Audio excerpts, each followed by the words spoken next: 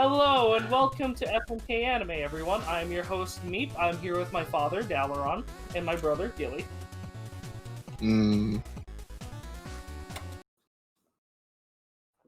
That Everyone must sound. call Dalaran Daddy Dalaran now. That sound was Gilly, and hi, I'm Dalaran, and my title seems to change, and I seem to grow in power with each passing week. It's okay, Daddy Dalaran. Next week you'll be your son. When talking about anime, I don't think I want to be called brother because I know where that goes. Oni-chan. Oh, Either I die or it turns into hentai. Big brother, Gilly. Oof. Oof. Not allowed. Anyway, you can catch this madness live on Mondays at twitch.tv/Dalaron Quest. DALARON Quest. We stream our FMKs every Monday in the afternoon EST time, and we also, if we don't do that, you will catch the pre-recorded version on Tuesdays. Also, playing Outer Worlds. So come on down and let's go to Spice. Like Akudama. Almost. Yes, and in this show, first things first, big thank you to Team 4-Star, as well as all the advice Ben HBI2K gave me for starting the show. It's a big help, and it's really nice of them to allow us to do this project. We've been absolutely loving it. Peek behind the curtain, we are actually, or at least I've been working on some stuff for the next season. In our Discord, I started a winter subsect. But yes, we have been.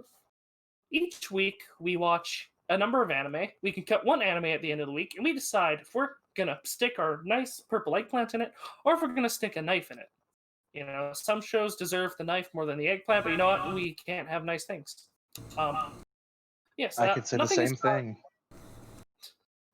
Nothing has died in a while, and I believe that's all the pre-talk. So I think I can just jump right into it. In episode 9. Right into the pre-cum. In episode 9, Adachi to Shimamura.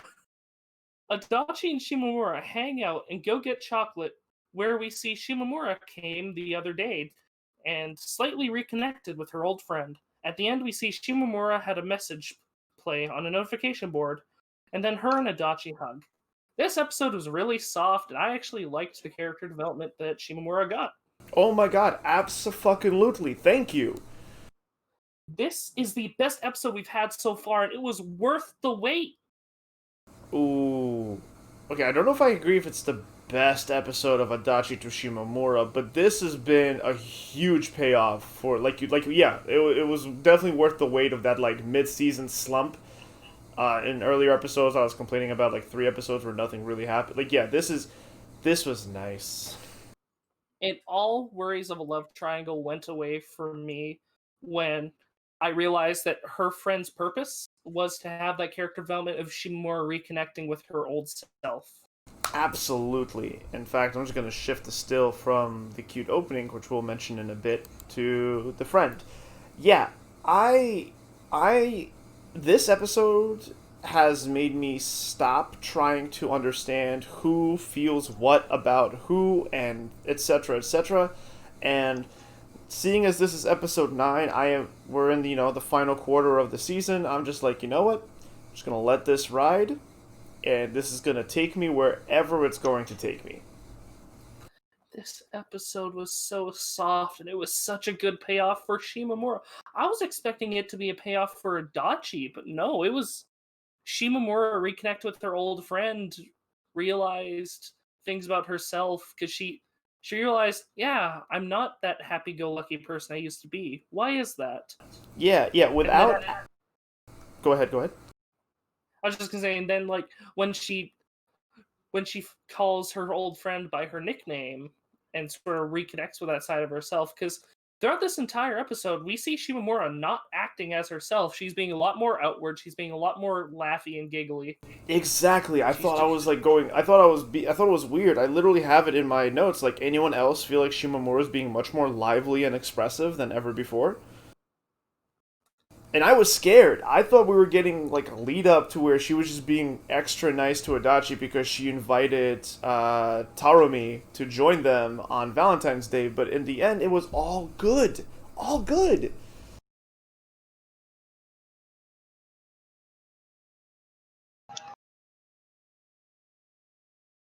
And just, like, I.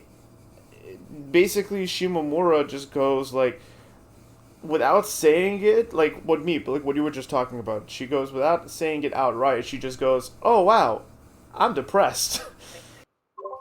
Yeah, like this Discord show. noises mute. Oh, sorry. But yeah, you were saying. I was just saying, this show does a lot of things really well. It's Really? absolutely great. It really does. Also, a few other minor details that I noticed. Oh, someone's getting a little clicky and clacky by the microphone. The some detail I did notice though is that you notice how this show has this like constant imagery motif with like bubbles.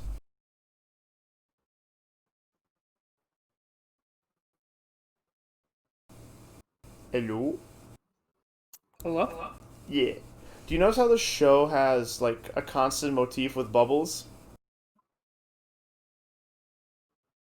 The opening's all bubbles, the ending's all bubbles. They show up a lot in like their like romanticization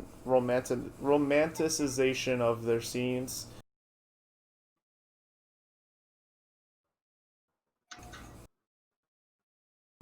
Well, I feel like I'm losing you guys. What's going on?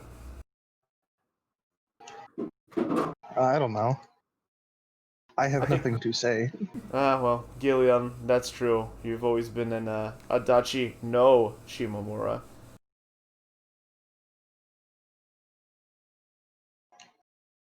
Is there anything you want to bring up for this episode, Gilly? While Meep moves furniture.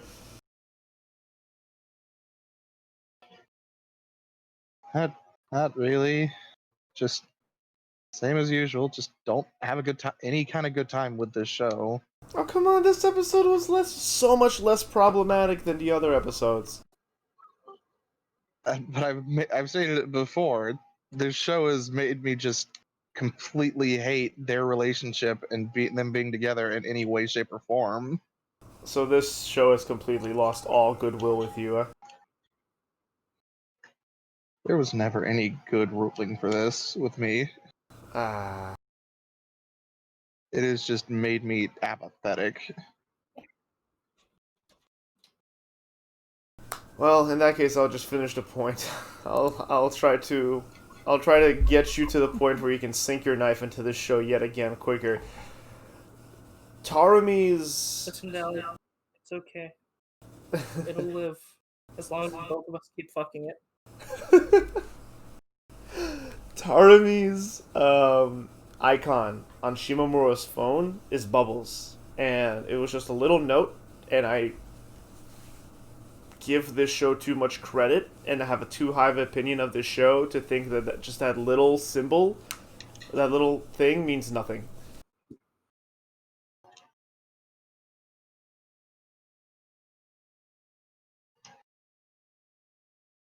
Alright, well, obviously you guys are not jumping on this theory with me, so I'm just gonna switch it back to the adorable opening we got in the beginning with fucking Chikaya and little Shimomura.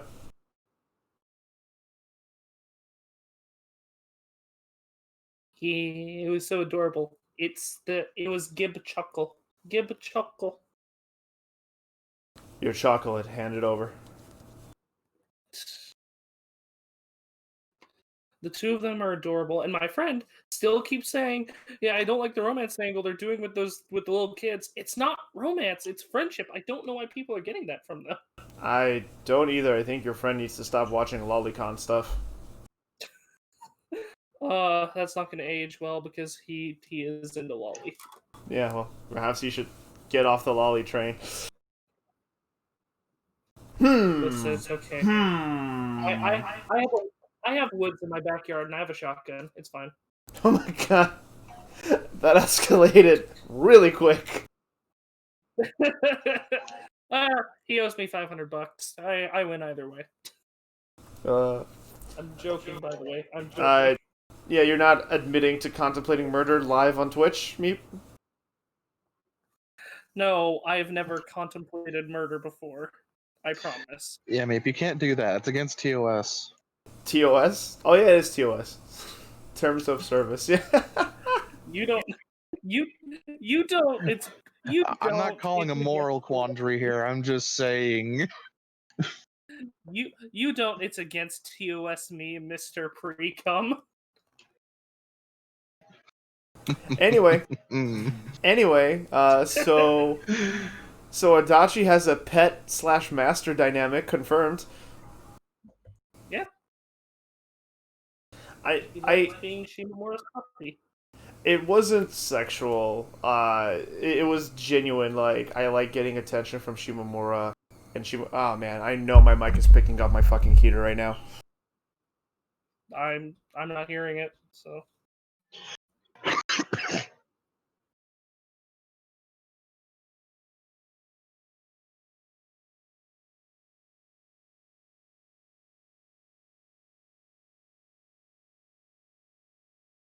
Today I learned I have control over my heater. Anyway, yeah, does anyone else have anything else they want to say about the show? It feels like, we started off on a really high energy point, but all of a sudden everything's gone quiet. I mean, I don't know what else I can say about the show that I haven't already said. It's amazing. They're really soft.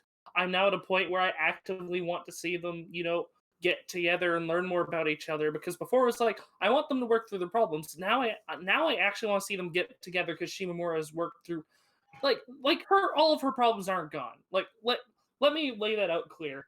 She didn't just flip on a switch and all of her problems are gone. No, she's still gonna have her depression. She's still gonna have her anxiety, but she took the steps to reconnect with her old self. Yeah. And even Adachi's just like, Shimomura is smiling a lot today. It's really unlike her, but fuck it. I find it weird, but I like it. Even Adachi's like taken aback by Shimomura's more bubbly, happier nature in this episode. Yeah, and it didn't feel forced, or it didn't feel as forced as it usually does with her. Yeah, no, that's the thing. Well, yes, she didn't really work through her depression, but that could be like a whole mini arc in and of itself. Like the fact that she acknowledged that she's been slowly acknowledging that she has a problem more and more with like every few episodes, if not every episode. So it's just really nice to see it just comfortably and naturally kind of come up. The storytelling in this episode is also really good, with like cutting back and forth between the day before with her friend and the current plotline with her and Adachi on Valentine's Day. I just think this episode is really well done. I mean, I still don't like it, and Meep is dead. I don't know what happened. Oh shit, Meep died? Like died? There was a disconnect sound in the Discord. I don't know what. I don't. He's still online, but he's gone. Meep's There back. he is. I say drop both Adachi and Shimomura and make this show about the fortune teller. No, I don't like. Today's lucky letter is D. D. Yes, do that. I won't kill the show anymore. She makes me uncomfortable. Remove the two main characters and make it about literally everybody else. Are we ready to hold And up all cards, the problems guys? go away. I'm ready to hold up my card. Do it. So I just want it to die. there's still no proof that Shimomura has a dad. I'm starting to believe she was grown in a lab, in a test tube, and I'm going to try and uncover that mystery. I'm going to fuck this show. That would explain her lack of personality. Oh. Horrible harm. Gilly, what are you doing to Shimamura's personality?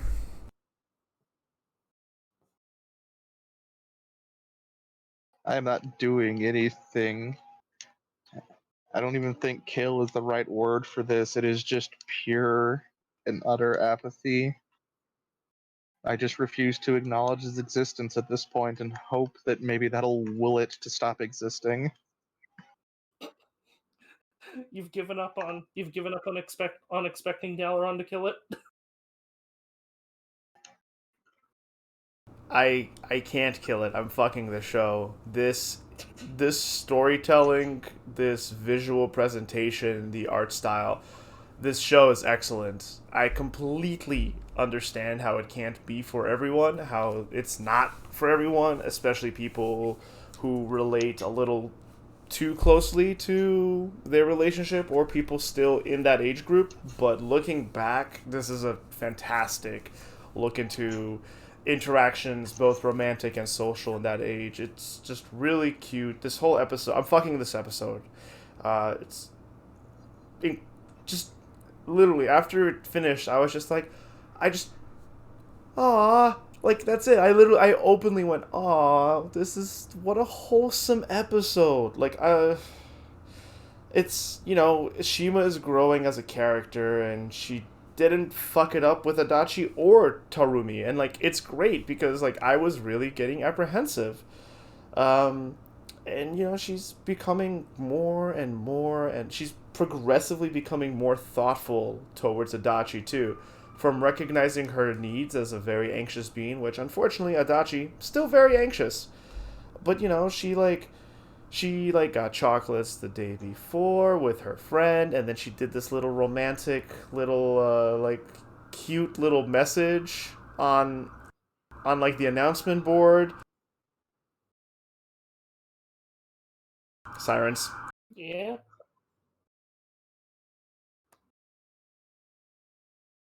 Uh-oh. Dalaran, it's the police. Yep. The upside of living next to a firehouse: you're probably never gonna burn down in a fire. The downside: constant sirens. But yeah. No, that doesn't apply in my town. Why? You could live next door and they still won't get to your house in time. Jeez. Oh, firefighters, we thank you for your service. But yeah, I just love this episode. Things happen here. I feel like asking what, but I'm gonna save that for after talks. I love this episode. Just to finish the thoughts, I really did love this episode. I really enjoyed it. We have 3 episodes left. I have no idea what's gonna happen. I don't know where it's gonna go, and honestly, I like it. I'm happy about it because now it just feels like it is going to be just this very pleasant, positive, upscale kind of vibe, progression, and I'm here for it. The hug was cute. Shimamura being like, "Don't glomp me," and I'm like, "Ha!" They used glomp. Ha! That's gay. Literally. Aw, it's gay and soft. It's not, ha, that's gay, it's, aw, that's gay. It's not iDubbbz hopping off the counter, kind of. Ha, gay. No. Gay. It's cute. It's happy and homosexual. Speaking of homosexual. Yukoku no Moriarty. No. Episode 9. In episode 9, Sherlock, with the help of Lestrade, escapes custody after finding some crucial information. He learns the man who killed the Count had a wife who was molested and murdered by the Count. After tracking him down, Moriarty tests Sherlock by having Hope give him a proposal.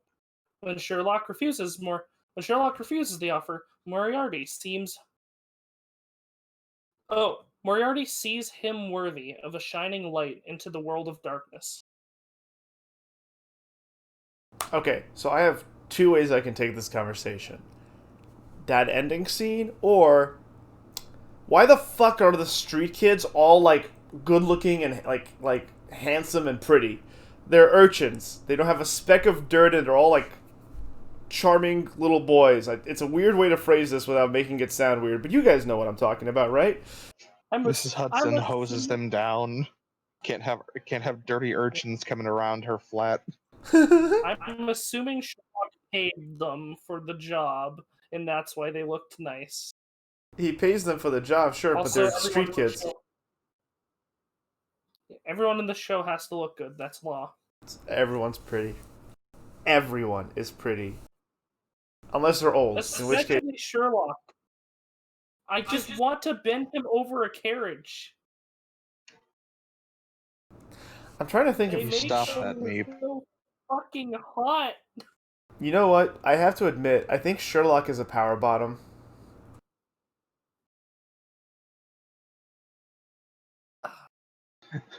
I will Twitch ban you both from life. But do you disagree, Gilly? Listen, we He don't deserves want more respect than that. We don't want Sherlock with Moriarty. We want Sherlock with ourselves. He deserves more respect than that, Meep. What do you mean? You don't want Sherlock to have love? His love is being a detective. It's mysteries. Okay, so speaking of that, the other thing I wanted to like start this conversation off with, the ending scene was gorgeous. It was beautiful. It was... I don't know how to exactly explain it, but like I felt a lot of emotion from the ending scene where Moriarty is lamenting with both affection and like it's like heartfelt lamenting with heartfelt affection towards Sherlock, where I know other cases of Sherlock Moriarty is just two brilliant minds who are arguably sociopathic, clashing with each other, as it is like in the BBC's version, or just like this great adversary. In this case, Moriarty looks at him as this beacon of benevolence, of goodness that even he admits he cannot be, and he wants him to be great, while Sherlock just wants to solve mysteries. And it's this synergistic coexistence that they're setting up that I'm extremely excited for. Yeah. Like, to explain to the viewers, what happens with Sherlock here is that he, let me explain. He's given a proposal that if he kills the man that killed the Count, Fred would tell him who the benefactor was, would basically sell out Moriarty. And Sherlock refuses the offer, saying that it wouldn't be a good mystery if he was just told the answer, but he still apologizes to the Count, or not to the Count, to the man, Jefferson Hope, for not being able to grant him his last wish. Which is to die. Yes. I believe that if it wasn't for the fact that I believe that if Hope didn't say that he would learn who the benefactor was, I think Sherlock would have done it as a mercy killing. No, it was heavily implied that he had no intention of killing him. I think Sherlock has the Batman thing where he does not kill. I don't think that apology had to do with he wasn't going to do it because he'd find out. He just wasn't going to do it because if he could have just refused to get the information afterwards. It's just a sense of morality with the character. That's fair. Yeah. Because like Watson pulling the gun on Sherlock was also just like, I think the extra emphasis of that. Also, speaking of that whole scene, amazing voice performance. First of all, amazing voice performance in general in this episode. The audio of this episode is incredible, both from the fantastic performance from Sherlock, especially during the Hope confrontation. We got Sherlock to say "Baka," which honestly I think is what all of us wanted from this show. So 10 out of 10. the sound design from Sherlock, what I assume is Sherlock's theme, that violin that also sounded very similar to BBC's Sherlock's theme, to just the distorted ambiance that was happening during that confrontation with Hope, just fantastic, just so good. Like, it hit the mark perfectly. It set the mood for every scene so well.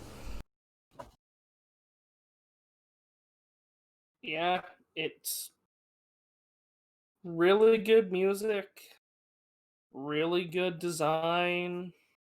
Sherlock gets to be Sherlock. This entire episode, you see him solving things based on extremely minute details, which is that's how Sherlock does things. He solves mysteries based on extremely circumstantial evidence, and I absolutely love it. This show is really good. It's really smart. It's really fun. It's a fun show to watch. This show's method for making sure you understand how a character is, I highly appreciate. I They take their time to really make sure you understand what you're dealing with a character, I couldn't agree more. and they stretch it out over more than one episode, but they do it in a way that doesn't feel like it's dragging. Yeah. It also Sherlock, you could tell Sherlock was really wrestling with the unfairness, like how the Count is, because when he brings up that the Count was a molester, you could tell that he knows the Count deserved what happened, but at the same time, that's not how the world works, unfortunately. Indeed, and furthermore, there was another great line where he's like, Lestrade, you can take all the credit for solving this case. I just want to solve the mystery. They are really driving his character home. Yeah, that is the quintessential Sherlock Holmes kind of personality of I don't care about the accolades, I don't care about being famous for it. I want a good challenge. And Moriarty, and I was excited for the Sherlock versus Moriarty dynamic. I am more excited now. I didn't think I would be, but I'm more excited to see this benevolent kind of not benevolent. I don't know if benevolence is the right word because Moriarty is far from benevolent.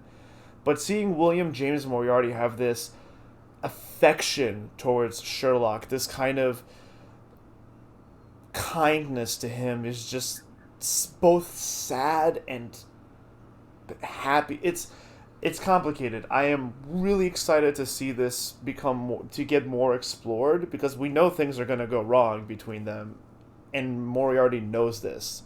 It's almost as if William James Moriarty wishes they could be friends, but he knows for his plans to succeed and for the world to be a better place as he envisions it, he will have to make Sherlock hate him, and he accepts that burden to make Sherlock great. And it's just what a fucking theatrical narrative twist. And I'm 100. I'm not hiding my hand. I love this. I do too. This, in a sea of really good episodes, I wouldn't say this is my favorite. This, I definitely do think episode 3 is still the best the show has to offer, with its design, with its dark elements, with its theme. Like, the backstory episodes were the best of this show, but specifically episode 3, for me at least, it Sure. Sherlock brings this charisma we that was missing. It should have been Albert. Albert should have been this charismatic force, but I guess they chose not to maybe they chose not to give Albert a lot of the charisma and presence that he so much deserves because they felt it will take away from when gets to the screen.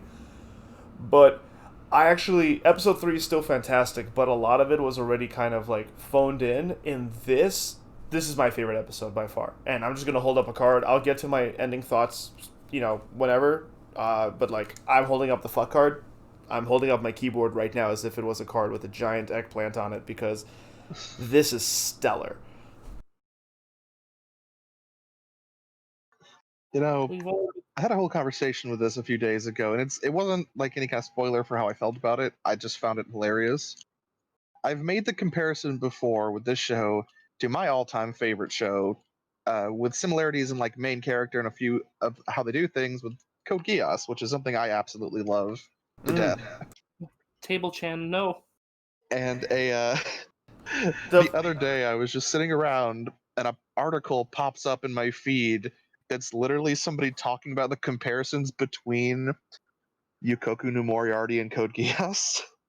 I can Well, I Code don't know if There's not that many similarities. The main thing I enjoy is it's the concept of the main character. It's how the main character works. there's definitely a similarity in its theatrical presentation. Because when you look back at Code Geass, holy shit, were they over the top. But it didn't really land as Yes. such in the moment. Like, well, look, there were comparisons in there that were just kind of dumb to me. Specifically, being the whole idea with the British Empire and nobles. Like, yeah, I mean, but that's done in a lot of different situations. Yeah. Code Geass is getting another series too. Yeah. Code Geass is getting which is great. I think it's a good show. It's people shit on it. I don't understand why. I think it's really good. I really enjoy Code Geass, and it was like, it was. I can't believe this is not hentai before anime started turning into I can't believe it's not hentai. Look, Kogias did some. I think that's where a lot of people went issue with it is because it. Oh boy. Holy shit, the fan service in Table that show. Chan. First of all, it's Table Kun. Get it right. They did Table Chan dirty. But Literally, Table no, Chan is all. I bring it up because it is my all-time favorite show, and it's why I went for the show in the first place because I was hoping I'd get the same kind of feel, and it's why I continue to enjoy it because I still get that same kind of feel. It's nice. It is, and I genuinely do. Also, like, I don't think. No. I never mind. I was gonna be like, because I argue for like nudity and sex, softcore. Like, let's not go hardcore. Damn it, Meep. It's Table Kun, not Table Chan. It's a boy table. I mean, I guess it doesn't matter. Who cares? I guess it's by preference. Point is, She's horny. She was horny for another lady. She was a lesbian. Therefore, the table is a female. oh shit, you're right. Fuck.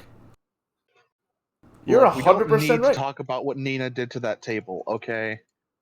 Listen. Death, look away. Table Chan has been defiled. Regardless, I do advocate for like nudity, sex, and passion to be in shows more. That show definitely did overdo it in a number of scenes. I was gonna be like, no, it was tasteful. Thinking about that moment when she woke up naked, or like Colin's shower scenes. There were actually some good ones, but there was a lot of why are you like any school event was Yep. not tasteful. And C2 had an ass. C2 defined what it meant for anime to give attention to, a girl's butt. But anyway, The Yukoku no second Sherlock. school event with the swimsuit club. That's all I'm gonna say before as we stop talking about this. The I like how Dalaran was. You held up your card, and yet we've neglected like 80% of the episode. I mean, really, I feel like we've hit all the notes. Yeah, everything, all the major we have points. We have not spoken about Watson yet. Don't do Oh. my boy dirty like this. Okay, Watson and fucking Shonen Sherlock. Right. Look, Watson, I enjoyed what they did with Watson because they did him correctly. He is in a way the voice of reason, though he doesn't get listened to very often. I don't know. He is the one who tries to actually be a little more reasonable with things, though he can't fully comprehend Sherlock's thought patterns. He tries. I don't know. I still think Watson is the weakest part of this show or episodes. Not because he's bad, but because they're just not doing enough with him or for him. They do quite a bit with him in this episode, actually. Like, he sets up the trap. He has these, like, little subtleties to him, and then he holds the gun to Sherlock because he doesn't want Sherlock to taint himself. And I like that scene, and because I watched BBC's Sherlock, I can hear his actor screaming Sherlock, like, and everything. But in the anime alone, I'm not getting. Watson is the next to Fred, who doesn't need to be developed. Watson is the least developed character. No, not developed, the least established character, because I still feel like he agreed to help Sherlock way too quickly. And you say he set the trap. He was the bait. He just stood there and did nothing. Sherlock still did all the work. And to be clear, I'm not saying I dislike Watson. What I'm saying is I want them to do more with Watson. To touch on the point of him helping Sherlock way too fast, I disagree on that solely because he was a soldier and a medical professional. It only makes sense that he would want to help. I Like, guess. he's going to the scene of a murder. He knows how to identify bodies. He knows. The hell was He that? knows. I think that was Gilly's ringtone. Well, let's turn our phones on vibrate, boys. Don't know how many times I gotta say it. But the I can't do that because I have to actually see if I get something. Vibrate. I miss vibrations. I miss vibrations. the yeah, no, the fact that it was a scene of a murder they're going to, it makes so much sense for Watson to go there because he's a doctor. He can properly identify the body. Would not like properly identify the cause of murder, things around. Like, having a medical professional go there makes so much sense.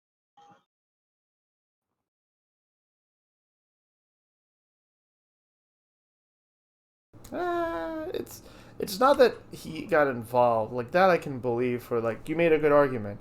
It's more of the fact that he's constantly like, not how do I put this? He just goes, "Yes, Sherlock, I want to help you." Like this. I do like the bit where he's just like, "Well, I hope you get it right because otherwise I have to pay all the rent on the apartment," and I'm like, "Ha, cute, funny." But that's establishing banter that like I feel like their relationship hasn't had time to be established. He's fascinated by this man. That's why this is quite possibly the smartest man he's ever seen. Like, because if we're going on that same vein of logic, I can question why Moriarty would suddenly be so fascinated with him. It's because Sherlock is an interesting individual. Watson meets Sherlock, who literally just created a concoction on how to basically blacklight blood where blood is. Like, he met him on a scientific breakthrough. Then he sees like his powers of observation. He's fascinated by this man. Hmm. It's almost like entrancement. He's entranced. Hmm. You know what? I think I'm starting to come around to seeing what I think I'm starting to come around to seeing things the way you see them. I like it. Yeah. But also, Fred pulls off a mean old lady. Fred can just apparently, and we figured out he wears like porcelain masks. That's how he like, or some kind of mask. I don't know. It was cool. We had a cool fight scene between Fred and Sherlock, old lady Fred and Sherlock, with some really nice dynamic choreography. I gotta admit, the combat, while again very brief, snappy, with a lot of dynamics behind it. I can't believe Fred wears Lie's mask.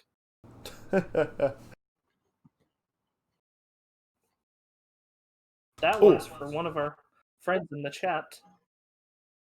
Speaking of, well, I guess that doesn't translate. One more thing that I want to point out for this show, before we get to cards, I am realizing like how great the opening is. Like now that we're this deep into the season, well, I'm also watching the openings more. I usually I have to skip them to like save time, but it reminds me heavily of like the good old openings of the mid 2000s animes.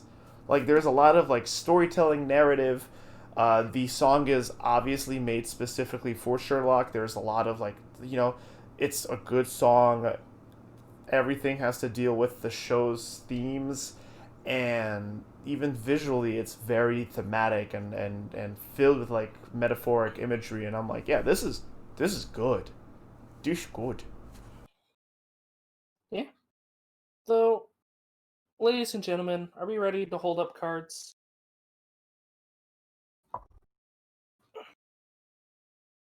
What about you, Gilly? Any other thoughts? No. Okay. I'm going to bend Sherlock over his desk, and we are going to have a fiery night of passion, and we're going to make Watson watch. Bad call, Meep. He's got way too much shit on his desk. All the more to fuck him with. Reading chat, it's not that I just realized how good the open. It's not that I didn't think the opening was good. I'm now realizing just how good it is.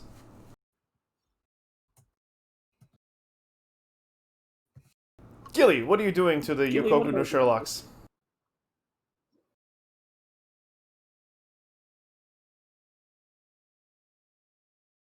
No, I'm just gonna keep on the same path I have been. The show, I like watching it.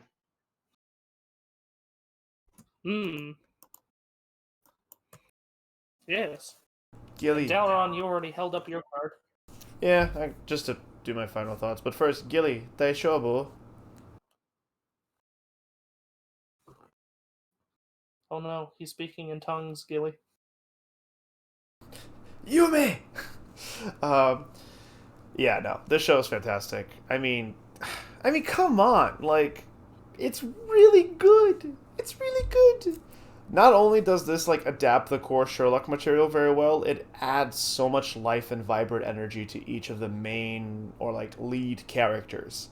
Sherlock's performance, like I said earlier, was really good here, especially like the monologue he did after like choosing not to kill Hope. Like fantastic. And then Moriarty expounding with like that heartfelt, affectionate lament with Sherlock's role was just it was beautiful, man. Like I got feels from it. I teared up a bit. While I do think while I do want more out of Watson's and Sherlock's relationship, and just Watson as a character, I that's me still nitpicking. I will say this though, and I know Gilly disagrees with me, especially with how amazing the sound direction was for this episode and the musical accompaniment, especially for that, Sherlock's theme and that ending scene with the Moriarty gang. The ending is still jarring to me. Specifically the music. The Yeah. transition was weird.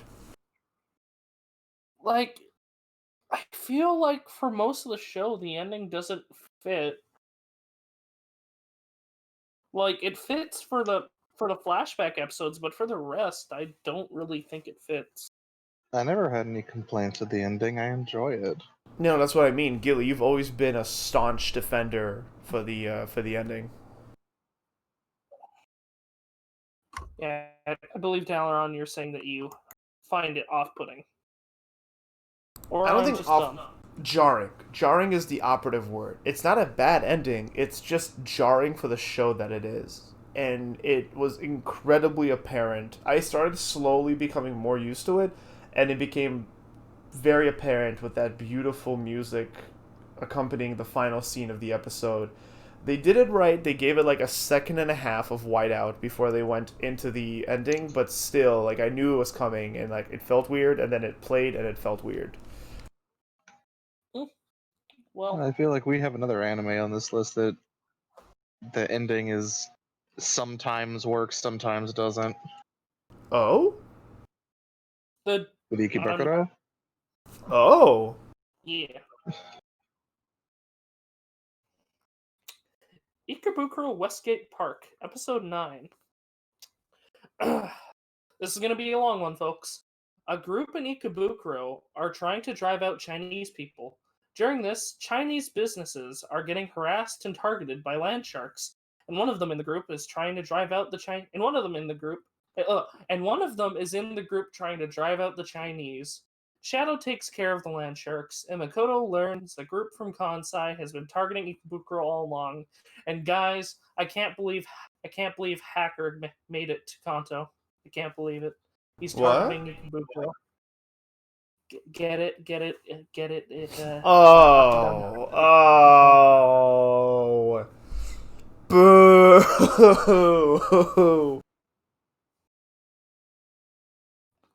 So, xenophobia.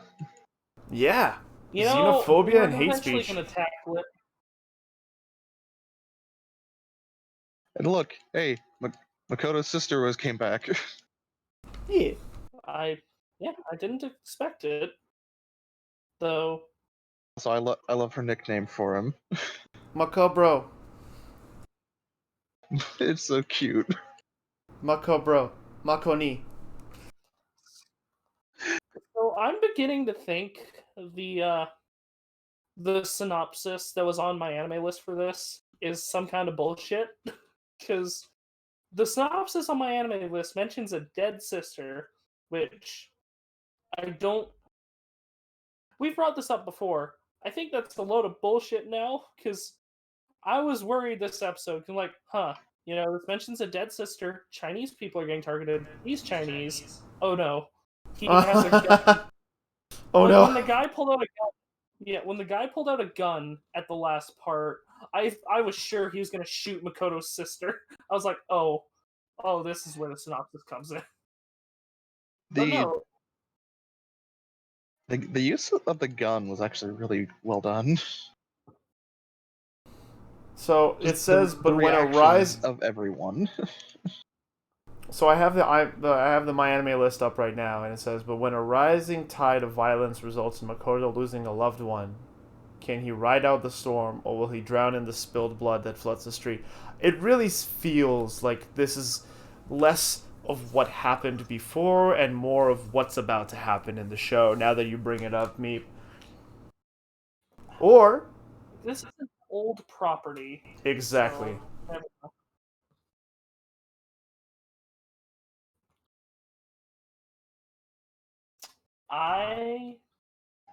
and big shocker, did not enjoy this episode.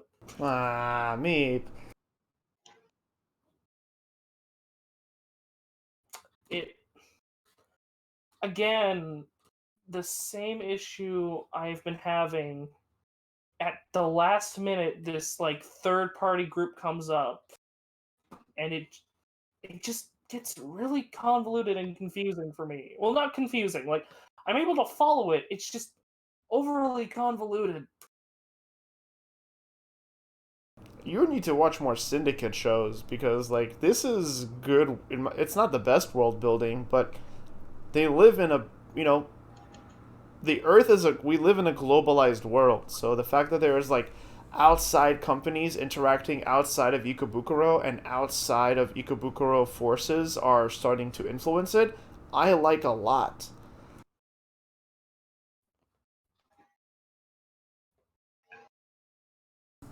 I really enjoy the fact that there is this. It's strange that it's so focused on Chinese Japanese relations. They. Again, like other episodes, they've managed to slip in a lot of nuance details into this one. There's a xenophobic, let's just call it what it is, racist, or at least anti-immigration, heavy quotation mark group, and there is this land shark property group that is actually backed by a Chinese company in Beijing that was exposed for corruption, and it's just in China, and now Japan. The Japanese faction is also falling apart, and it's just it really clicks. It makes sense. It's a little focused on the Chinese influence, a little strange. Not sure where they're going with it, because in my opinion, they forgave the let's just call it xenophobic hate speech group way too fast. But holy shit.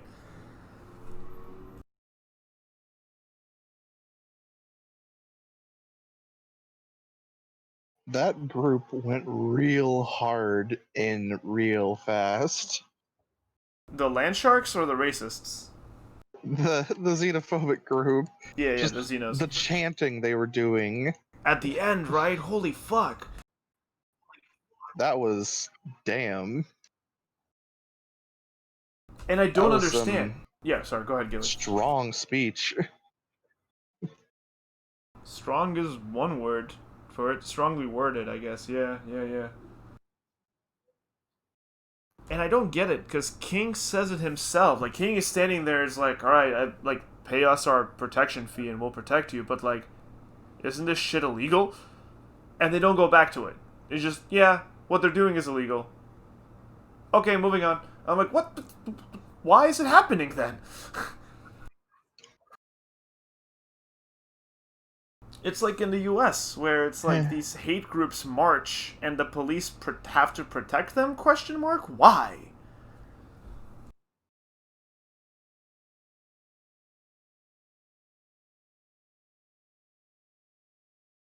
Like, I get it if they need... Yeah, like, go ahead. Hmm? Oh, I thought you were gonna say something. No. Like, I get it. Just Like, sighing. it's upsetting. I agree. Like, I get they need to have an episode, but like, couldn't they just report this to officials and just problem solved? Nope, because Makoto has to do everything. Except fight people. Apparently that's Shadow's job. Shadow's fucking brutal. He even yeah, we got my boy back, Shadow. Just punches a dude in the face. Some people out. Galaron, there were officials there. The police were there. And they didn't do shit. Handcuff the guys after Shadow wrapped them up. Yeah. I think the G Boys handcuffed. Well, there was a really cool form of arrest, right? They didn't use the zip ties on the wrists. They used the zip ties on the thumbs. That was neat. Yeah, because it was the old detective guy, like detective police officer guy. He and the police were there. Because he asked Makoto, "Are you connected to Shadow?" Yeah. I know they were there. They just didn't really fucking do anything.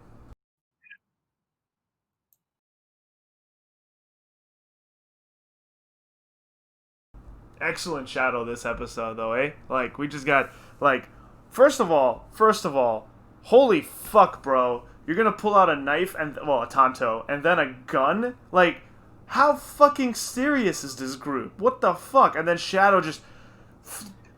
Seriously, I haven't gotten excited about a character named Shadow as much as this since I was like 12 or 14 when fucking Sonic Adventure Battle 2 was like came out on the GameCube and I was playing it. Like, I have never screamed Shadow with such hype since the Sonic days. Like, what? He's so good. Back in the day when you played Shadow the Hedgehog. Can you see all of me walk into my mystery? The one Sonic game where you can use a gun. I'm Shadow the Hedgehog, and my superpower is gun.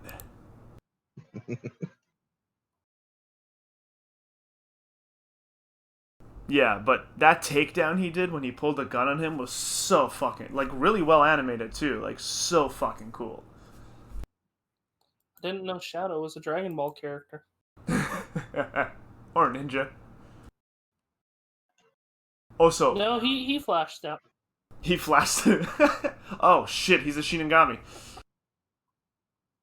You know, again, not to like go to a different show while talking about one show, but that's one thing I really enjoyed in the Bleach English dub. The fact that they called them Soul Reapers instead of Shinigami, because like to me, Shinigami always had like this very specific meaning, historically, like mythically. Shadow's a Soul Reaper. I don't know, guys. I'm just looking at the still we're using for this scene, and just seeing Shadow's fist go into this guy's face is just fantastic. Like his face is made of jello. Yep. Very punchable jello. Very, very punchable. His nose is now an innie. Yes. I'm just waiting for Makoto to bring up one thing. Did I say Makoto? I meant Gilly. Waiting for what? I'm just waiting for Gilly to bring up one specific scene in this episode. I know it's coming. Yes. Well, yeah. I can't ever leave out my favorite thing and Dalaran's least favorite thing of the fruit ramen, No. as it has This made is its hated. return. No. This is hatred. This isn't my least favorite thing. This is my most hated thing. And we had King's Raid on this fuck. Well, no. My most hated thing is fruit tart. But this is my most second hated fruit related thing.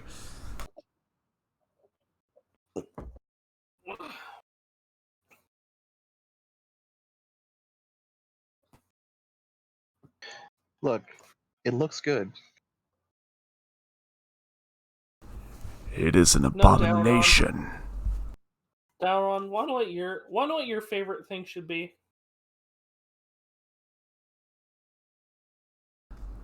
I don't know whether to curse at. I don't know whether to answer you, Meep, or curse at Chad right now, who's chanting fruit ramen. Fuck y'all.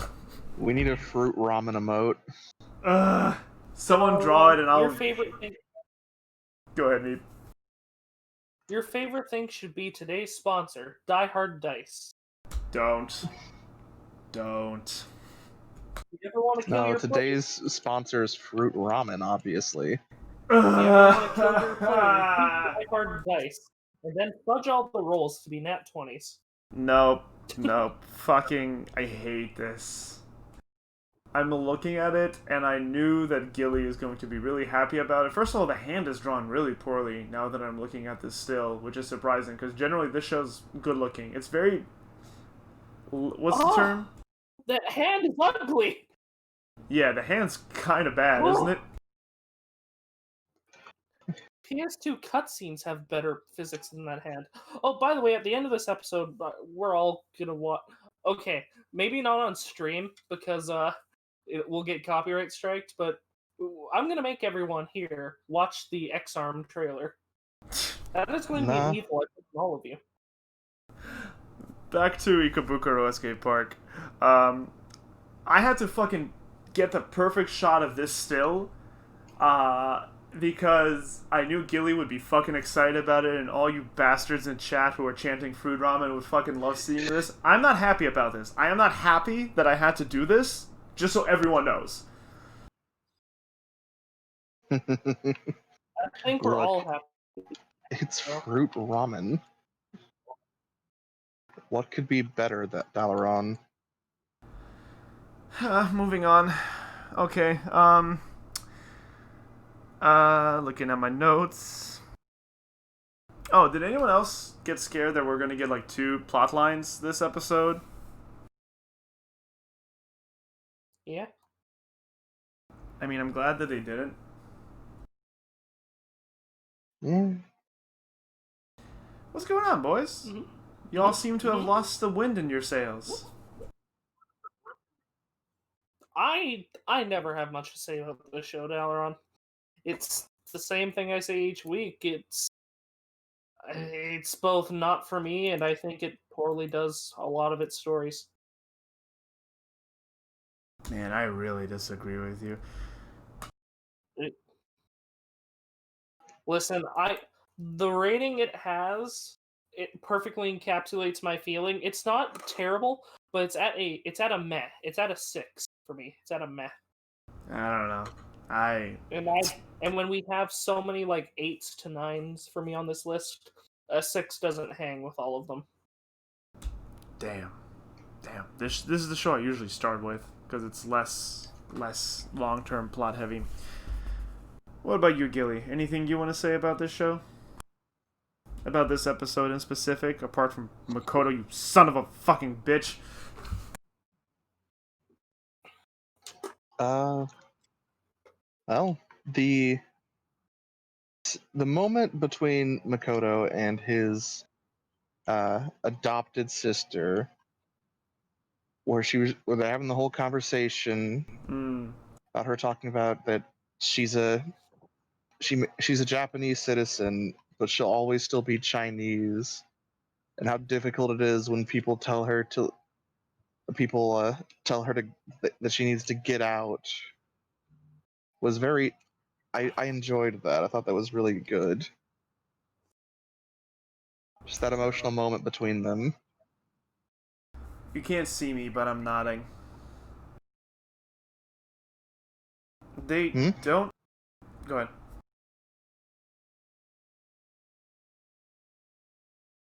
No, go ahead. Go ahead.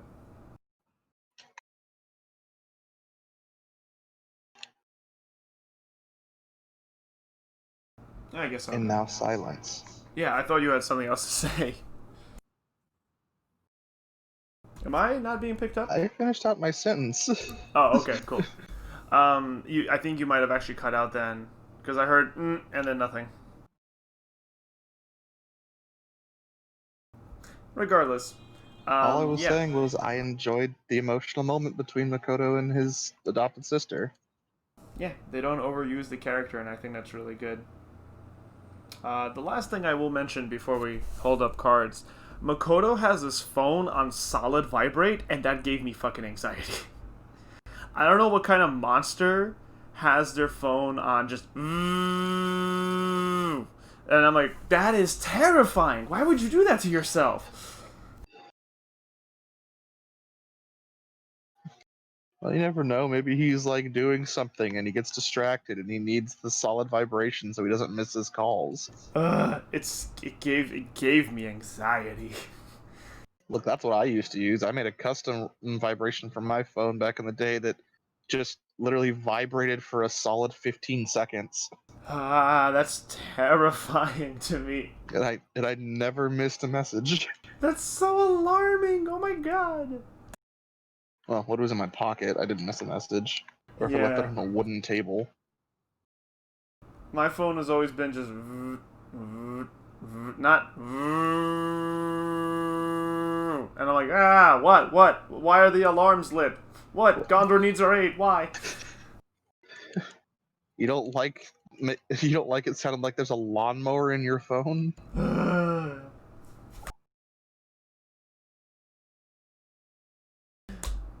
Alright, fuck it. Hold up your cards, guys. The show feels dead.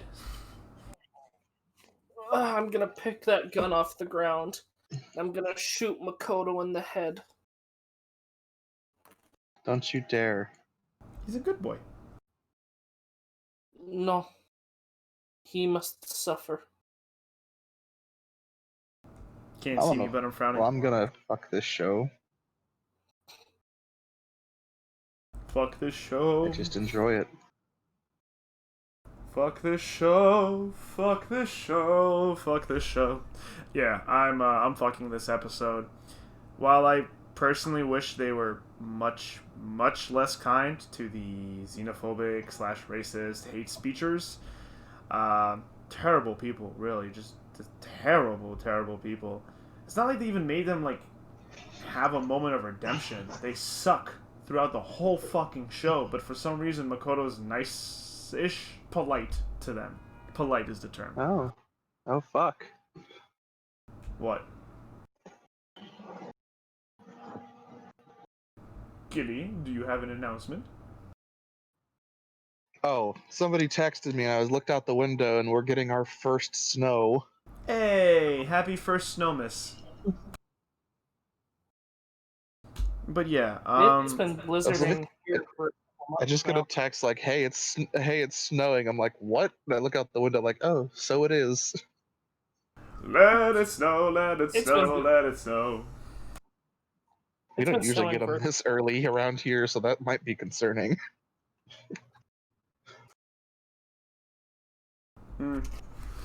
But yeah, regarding the episode, there were certain points where I wasn't sure where they were going. Like, it had me worried that we're getting two stories in one episode, but I like how they connected everything at the end. It really kind of all found its way back from the... Like, even Makoto was looking for a connection the whole episode, and when he got it, it all started falling into place, and I really like how they, like, exposit the story and I personally I'm a fan of their storytelling structure. I especially like it the way they tied everything back to the very first episode of the show. Like episode 1 of this series, it all comes back to that in the end. And we got a bunch of like reoccurring characters. Like we got the sister, we got the Chinese representative, we got the Saru or whatever his name is, who I feel like never got a real introduction, but like the rumor man, who's always eating. And is super skinny regardless. I feel like he was a cut character from episode 1. Was he in episode 1? I don't remember him. He was a big part in the He Shadow. was not. It really felt like he should have been in episode 1 because he showed up in Shadow like we were supposed to know. Yeah, exactly. But I never. I felt So I think he was cut from episode 1. Maybe, and I just forgot him. It's possible. They did have a lot of characters in episode 1, which was impressive in the moment, but kind of you miss some of the details when so many things pop up. But yeah, I like how I like the recurring characters. I like how everything tied up, and we only have 3 episodes left, right? So, thank God. Either we're getting a... Thanks, man, with loud card. Makoto's got to stop Organization 13 from taking over Ikebukuro. Ha! I understood that reference. But yeah, so either we're getting a season 2, or I get the feeling where these next 3 episodes are gonna go.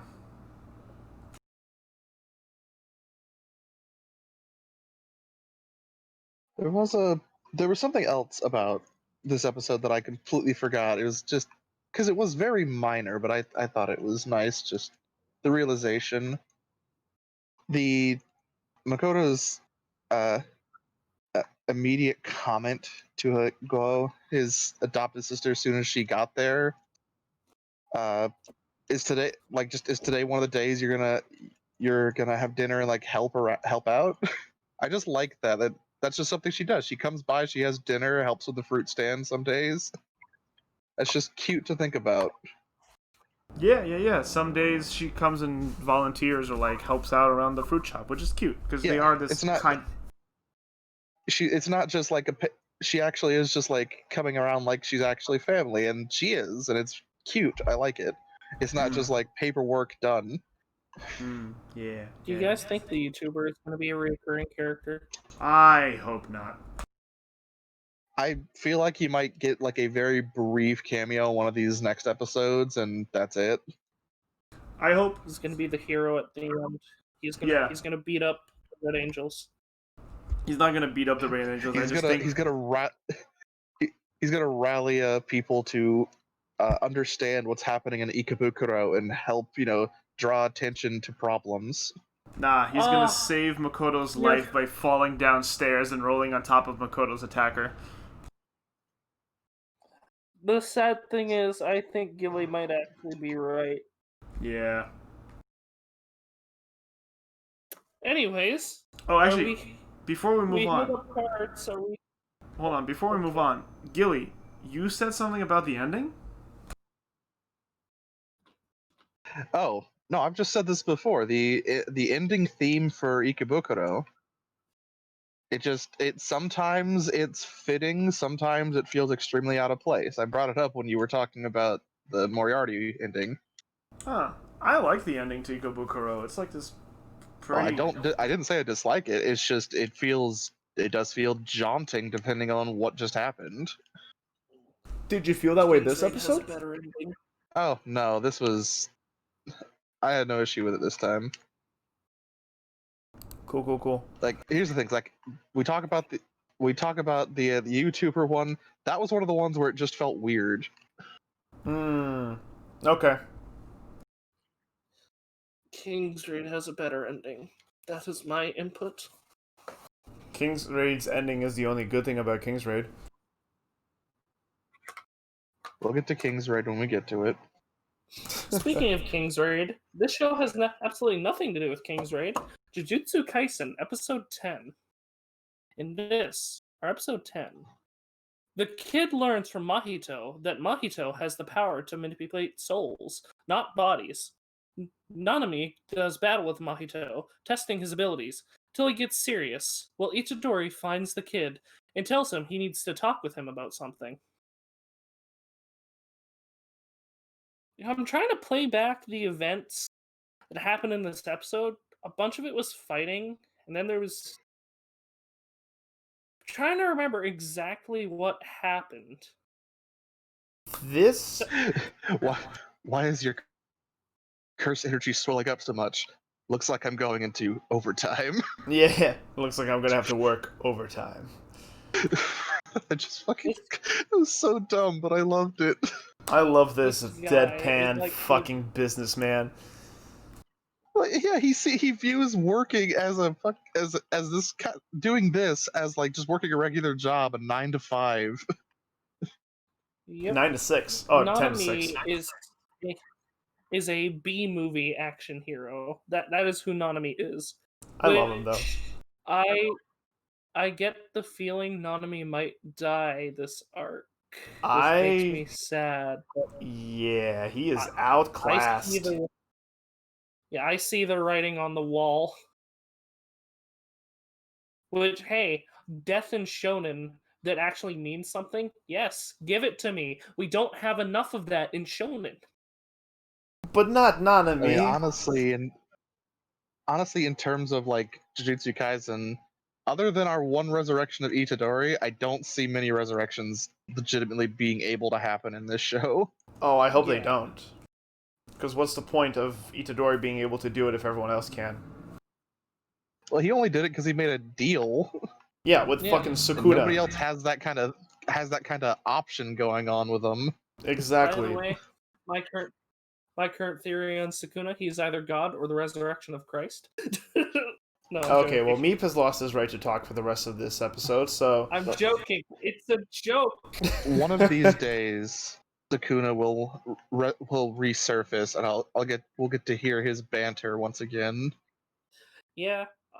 Though I do appreciate how they aren't overusing him, like some shows might have done. Not overusing him; it just feels like it's been a bit now. I know. I'm happy they aren't using him like every single episode. Who? Sukuna. Oh, yeah.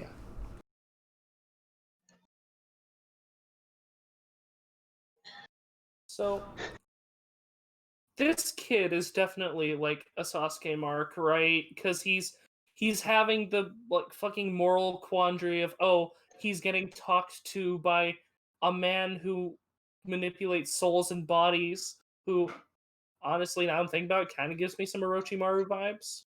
A little bit, but he's much more frivolous than Orochimaru, so I... Oh yeah. And but now Itadori's gonna be like this moral center. And again, this is using opening meta knowledge, but we see Itadori and him sitting next to each other, being all friendly with each other in the opening. So, like, I'm thinking he might be Sasuke, but hopefully done better. You keep saying Sasuke, but, like, Sasuke wasn't ever morally gray. He was a dick and a douchebag from the get-go. Like, Sasuke Yes, never had a but when I'm turning saying moment. He was Sasuke, just progressively dickish.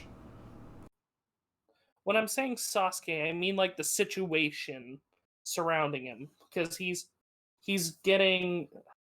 It's the whole thing of, okay, he can either go one way or the other, and well, he's probably in this next episode, Itadori's probably gonna talk to him and say, oh, you can use curse power for good, or being knowing Itadori, he's gonna make like jokes about it, some shit, but he's the like, you get where I'm going at though, the whole Yeah.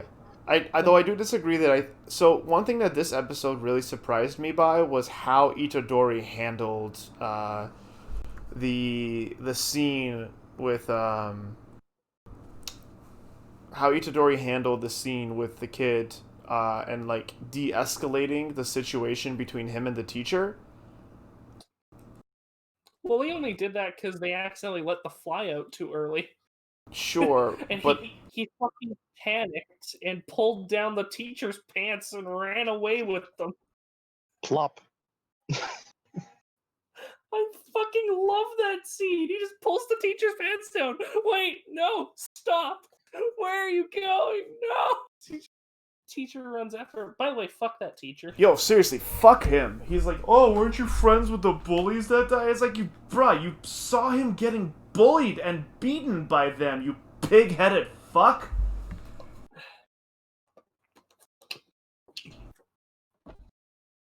Honestly, I relate to Emo Boy more than I should.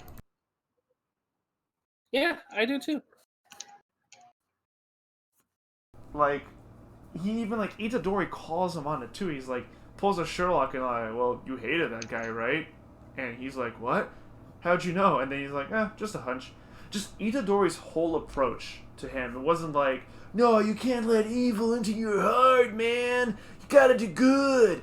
And it wasn't like, I'm here to save you. It's just like, yeah, he's just like, sup, bro? You look like you need to talk. Yeah, come on. Yeah, no, let's go take a walk. You seem a little angry. I And have I'm a like, feeling. Sorry. no, go ahead.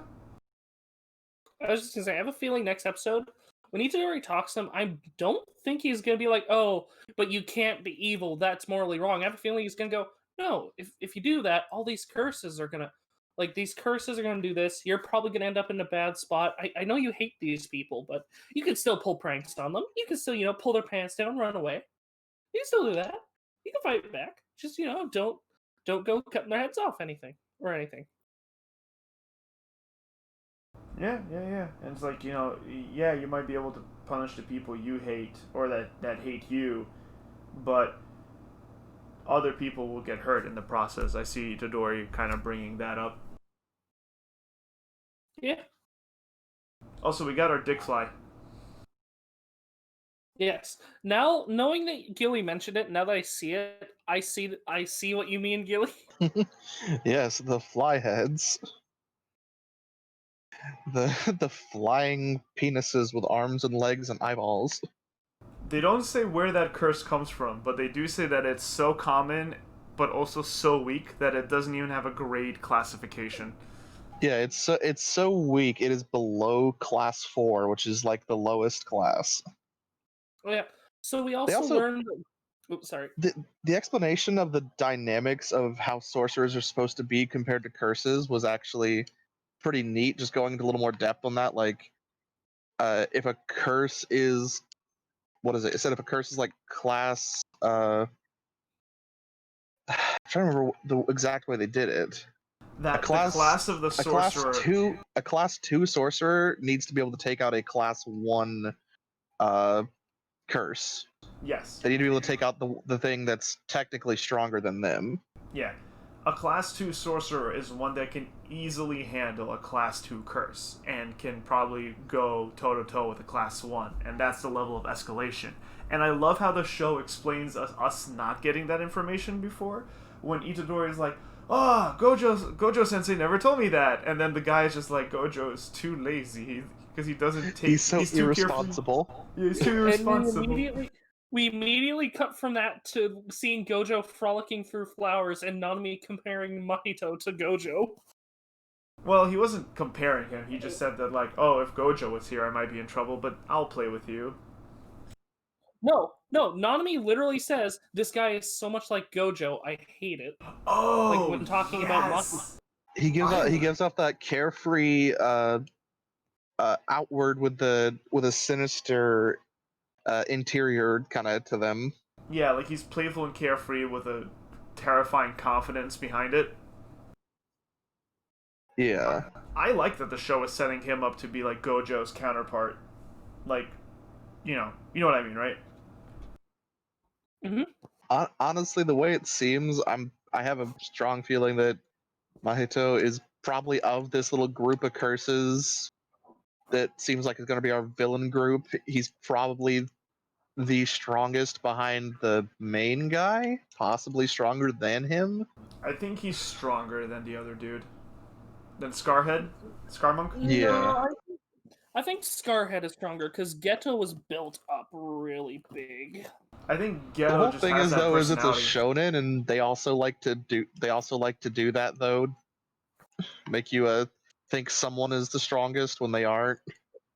Actually, Gilly did bring up something interesting when we were talking about the show a little bit ago about Jogo, Nanami, and the Squid Oh, Curse. this was a dumb. It just was hilarious to me thinking about it. That you you have Mr. Volcano Head Jogo, then you have Gojo, then you have the flower one. Uh, the flower one whose name is, I had this pulled up and I Nanami, lost or it. Hanami. Yeah, Hanami, and then we have Nanami Yeah, on the sorcerer side. It's just funny to me. and you also brought up the like the conventions of what the like disaster curses are and like their Yeah, personality.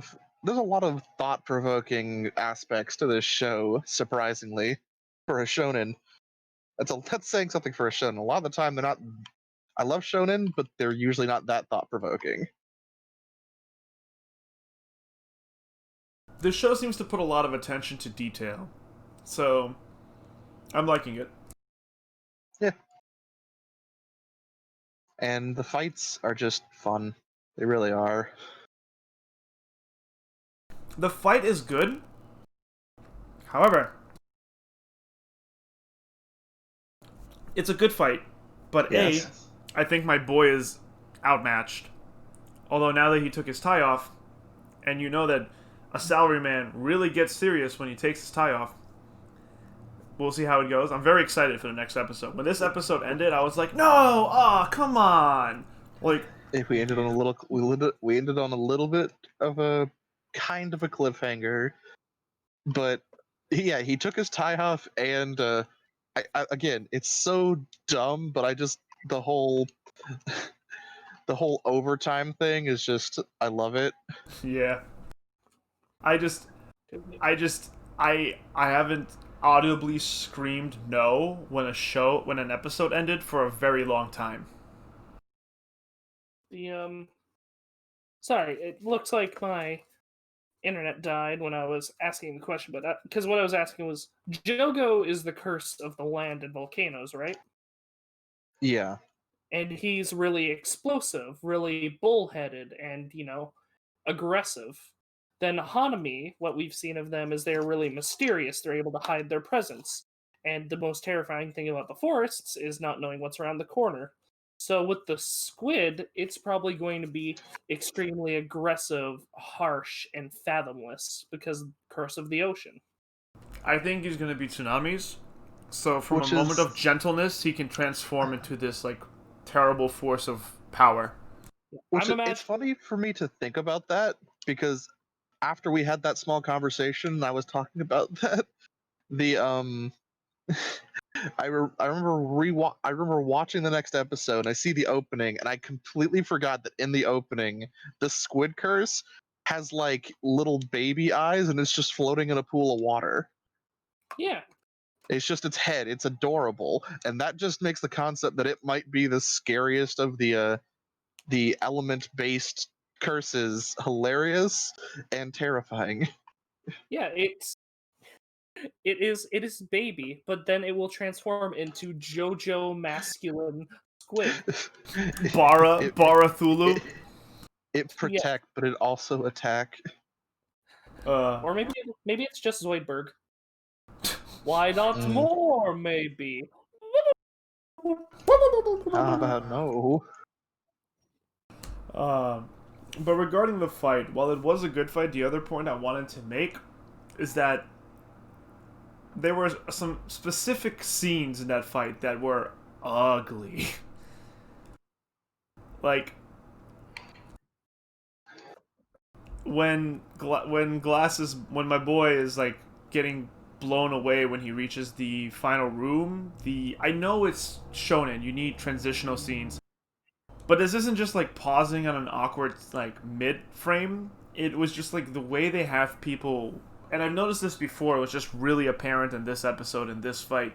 But when they like jump over long distances, their model becomes really, really liberal with their with their drawing. It's just Do you want me to grab some stills from Naruto Shippuden? Oh, like I said, I get the need for that, but it's just this show is incredibly good looking. So when that happens, it just catches me off guard.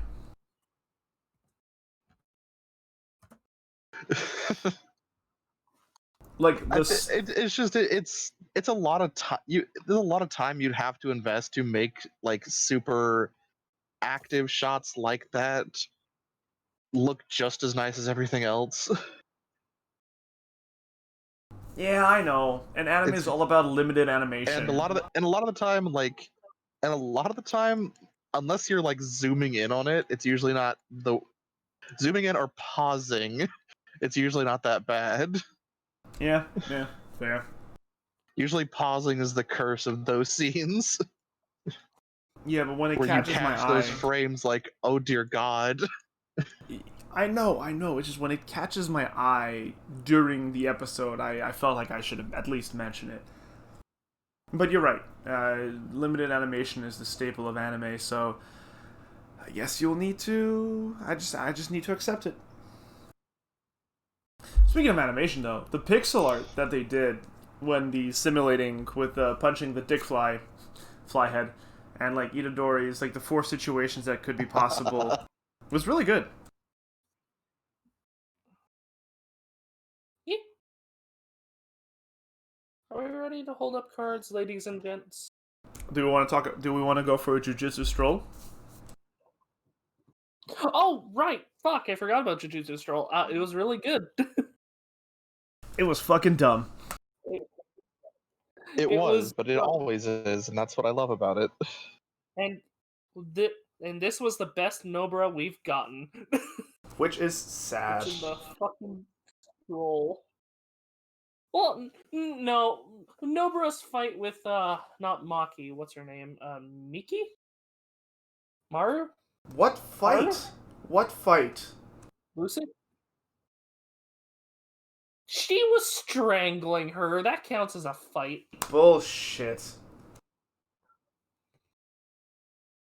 That was still some really good Nobara we got there. The whole, take off the dress! Your legs won't be able to pull it off. She starts trying to break her neck. Yeah, like, sure, it was a good scene, but I definitely want to see more from Nobara, and I feel like this jujutsu stroll was them kind of letting Nobara be more dynamically violent than she has been. It felt like they were making up for the fact that they kept cutting her combat screen time.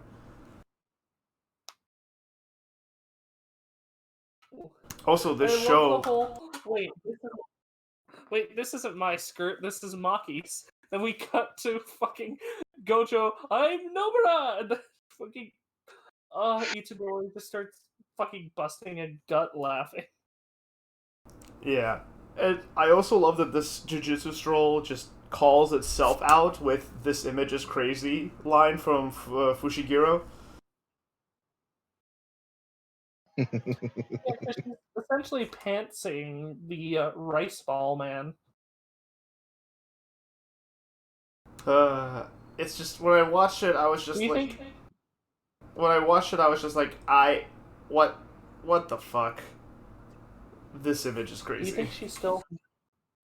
It's great. Do you think she still wore Maki's skirt? Maybe. Which would make her a hypocrite. Which would be funny. I don't think it would be, because I can see Nobara and Maki having the kind of friendship where they are able to trade clothes and swap banter with each other. Maybe. We'll see it in the tournament arc. Which is going to be season 2, right? Oh, sorry. I gave my prediction for that. I think the tournament arc will be what's going to wrap up. Because the thing is, you have to remember that this show is a longer one. Yeah. I think it'll wrap up with the tournament arc from what I'm seeing for the first season. Meep. I forgot what I was gonna say. Oh, yeah. I mean, wait, hold on. Is this season a 24 episode season or 12 episode season? It's 24. 24. Oh, okay. So tournament being the second part of this season, then, because I don't see them. The second half of the season is going to be, I'm pretty sure, is going to be exclusively the tournament, and once that wraps up, the season will end, and the next season will start with the whatever arcs after that. Yeah. That's kind of what I meant, because I can't see them doing it in 2 episodes. It'd be a waste. Yeah. Well, they definitely aren't, because I've looked at arc lengths to see exactly how long some things might go, and it is the lengthiest of what we've seen so far. Yeah, though it's not as lengthy as the current arc they're in, right? This show's definitely gonna have 3 seasons total, at least. Yeah. Also, I remember what I was That's going to all say. I figured out looking at stuff, is it's gonna have at least 3 seasons if they want to get Yeah. all of it. I do remember what I was going to say. What I was going to say was, I do love how Itadori was like, I wonder how everyone else is doing. And then we just cut to Nobro getting thrown. Panda just getting fucking spinning her. Yeah, getting Mario 64. So long, Gay Bowser. But Mario, I think I'm bye. Bye-bye. Bye-bye. I just love that. That's her training. Like, she's training with Panda, who's just chucking her, and then you have Toga, who's just yelling out ingredients like tuna fish as she goes flying. It is such a funny display. I want to break Voice Boy's cipher. I'm pretty sure there actually is a cipher. I just don't. I'm hoping they at least kind of give us an explanation of it. No, I'd be down for the show to just never explain it and just leave the audience to crack the cipher themselves. Yeah. No, when I say kind of explain it, I mean like maybe tell what 2 things mean and then just leave us to figure everything else out. Mm-hmm. Ladies and gents, are we ready to hold up cards? Let's do it. Yeah. I'm gonna fuck this show. Gojo is still my husband. Sherlock coughs up blood. Hey, Sherlock is my mistress. I mean, I'm definitely gonna fuck this show too. Still like the doctor. She's nice. Is she? She looks like she never gets any sleep, but she's nice. She really do. Yeah. She really don't. We can she relate really on do that. look like she don't though. We can relate on that, never sleeping. Nap time. But I too am going to I am fucking this episode. I felt like this one passed by way too quick. It wasn't as divisive and decisive of an episode.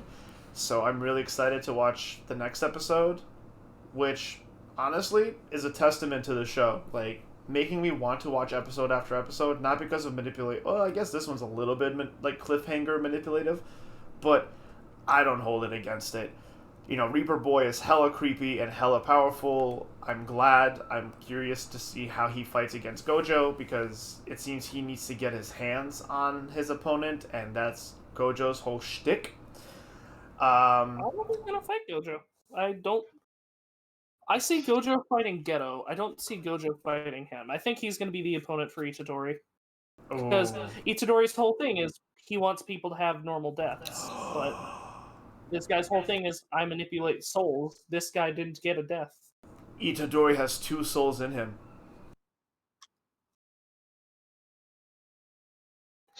Oh, that's gonna be such a good fucking confrontation when it happens. He has 2 souls in. What is he? Fucking Sora? You mean every Kingdom Hearts Next character? Show, please. Next. I'm just gonna keep making Kingdom Hearts references. Meep hates them. Nobody likes them, but I make them. Akudama Drive, episode wait. 9. I wasn't done. Speaking of Itadori, I really liked Itadori this episode. We're seeing a lot more depth to his character, which up until this point has been kind of, I don't want to say like meatheaded, because he's not like a jock or an asshole. It's just he's been a little bit like brute forcey, and he's a simple boy.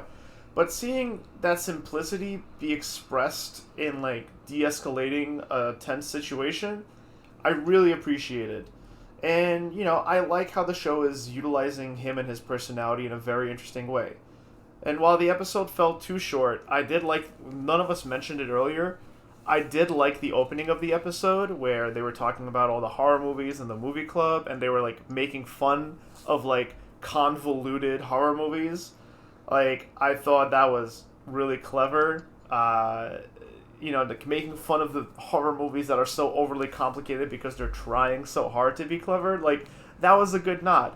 Though, while I was watching it, I was like, oh, this is wholesome. How are they going to ruin it? How is it going to go wrong? You know how they ruined it. Yeah. Bully beatdown. Also, those kids are fucking monsters. Like, they're terrible. They deserve what happened. Yeah. Agreeing with their fate is tempting, to say the least. Speaking of fate, Akudama Drive, Episode 9. Swindler, courier, and sister head to the executioner's HQ. During that, Doctor and Hoodlum fuck, and then talk about Doctor's desires. By the way, right once again. In the HQ, Swindler comes face to face with Cutthroat, who wants to kill her, and she runs around the station in a game of cat and mouse, eventually piercing him through the heart with an executioner's blade. They make it to the roof, where they see Brother being moved via helicopter. And you both laughed at me. Both of you laughed at me. Doctor and Hoodlum aren't gonna fuck, and wanna know what they did? They fucked. You know me, every time you do this, the only thing I could say is we never say you're completely wrong. We just say we don't see it. So you're bragging about us being unsure. yeah, first of all, you petty bitch. Second of all, let's talk about it. We never completely decline anything. We just say we see it unlikely. Listen, it's a part of the bit, Dalaron. And it's part of my bit, because you're a petty bitch. Listen, every time I get doubted, but it happens. That is, So, although that is incorrect, because you said last time you were incorrect, because I did not feel warm about it last time. So Hoodlum is hot when he's just being down to earth. Yeah. He is always hot, but without a shirt, it's even better. Boy's got abs. I didn't think he would. I thought he'd be lanky. I can't believe Doctor being too true to herself is just having sex with Hoodlum. Gotta be true to yourself. Gotta be true to your heart. She looks very different without makeup on. She looks very pretty until her, like, insanity shows. Yeah. So, do we want to talk about... You realize, like, when we get to this, she wears very heavy makeup. Oh, because her skin tone isn't even the same. She's, like, powdered like a clown. So, let's talk about Doctor first. First of all, bitch is crazy, right? Like... And we always knew that. She wants to... Not only does she wants to have control over people's life, she wants to be able to deny death until she says so. And there's, like, this really weird, like, conflict, or, like, contradictory statement, at least I found it, where she's like, life without death, a deathless life, immortality, is deficient. It's defected. And Hoodlum's like, what? And then she's like, I want to control life and death, and basically, her whole shtick is control. That's... Last episode, I thought it was just being able to control, like, people's... I don't know, it seems like she's a megalomaniac. And you mentioned you wanted to talk about her appearance overall.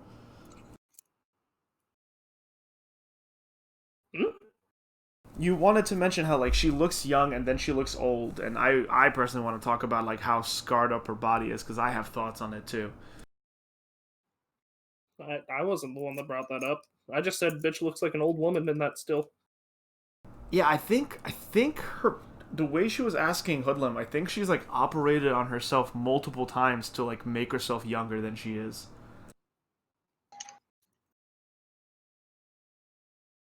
Are you insinuating that Doctor is a gilf? Only if you want to fuck Doctor Gilly. I can't believe Doctor is the head executioner's sister. I actually drew, in a different episode, I drew a comparison to them looking similar to me. I know. That's the joke I'm making. What if Doctor was around before the war? What if she is the lead executioner? That Oh no. I know you're just being funny, but no. Yes, I'm just being funny. They were in the same shot together. Yeah, see, you Also, would think thinking about you would think that thinking would about eliminate them being the same person, executioners. but points at Fight Club, points at Agents of S.H.I.E.L.D., and I'm sure there's plenty of other fucking shows that do that kind of shtick. You know, Thinking about the executioners, though, people people has no light left behind her eyes. She just looks dead. yeah. There's no sparkle like before. She just looks dead. Pupil? Yeah. Yeah, Yeah, she's... Yeah. it's just dull now. Pupil sitting there saying her that reason Shadow the for- Hedgehog is the best Sonic game.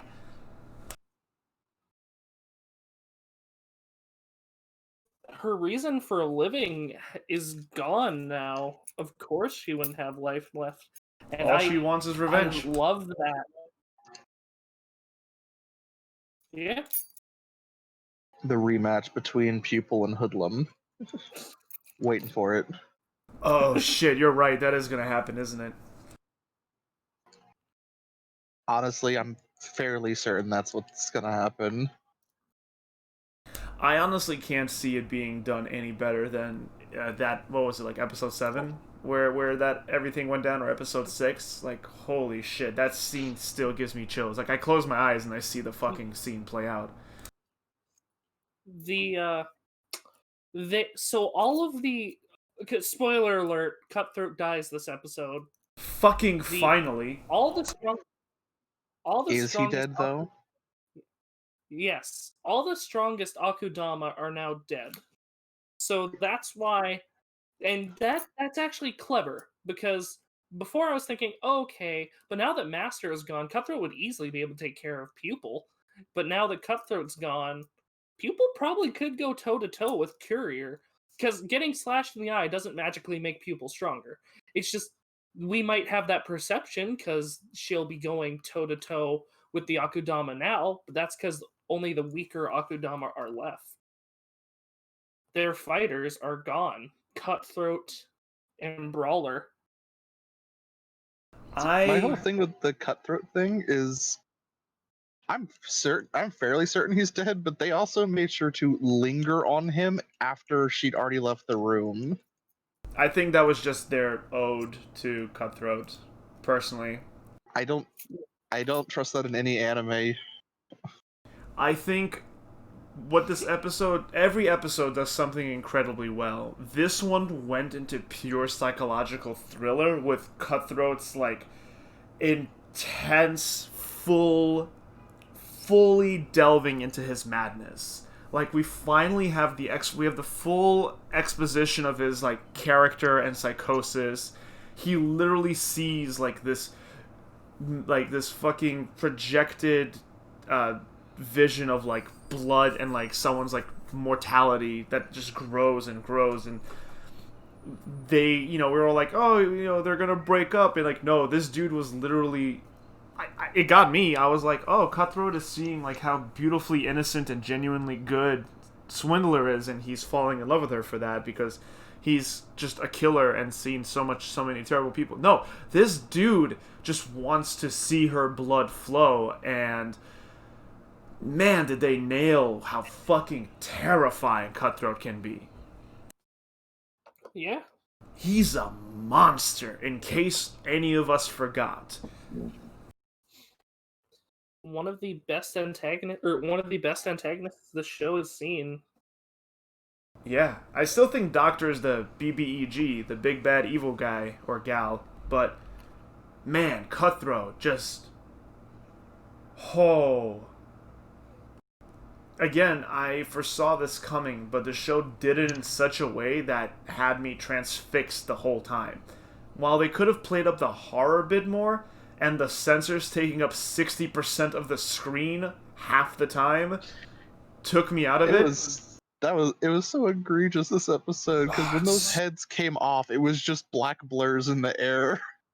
Fuck the heads. When they were Once this executing comes out on the low tier Akudama, they just blanked out more than half the screen, and every time fucking Cutthroat was on the screen, half the screen was blacked out to not show his injuries. yeah. Oh yeah, fucking Swindler enacted a lynch mob basically. Whoops. Yeah. The Killing is wrong, but the message I put out is going to lead to a lot of people dying. yeah, the I have a feeling once the show gets released on DVD, the censors aren't going to be there because Japan is really bad about censors and that, which is why I'm surprised Jujutsu Kaisen gets away with as much as it does. But it's on Crunchyroll, and since Crunchyroll is an American company, that's probably why it gets away with so much. It's really bad. The worst and the most there it is. The most frustrating thing about the censors is because it does such a disservice to such a great show. Yeah. The censors aren't enough to make me kill the show, but I'm just sitting here like, man, I wish there weren't any censors.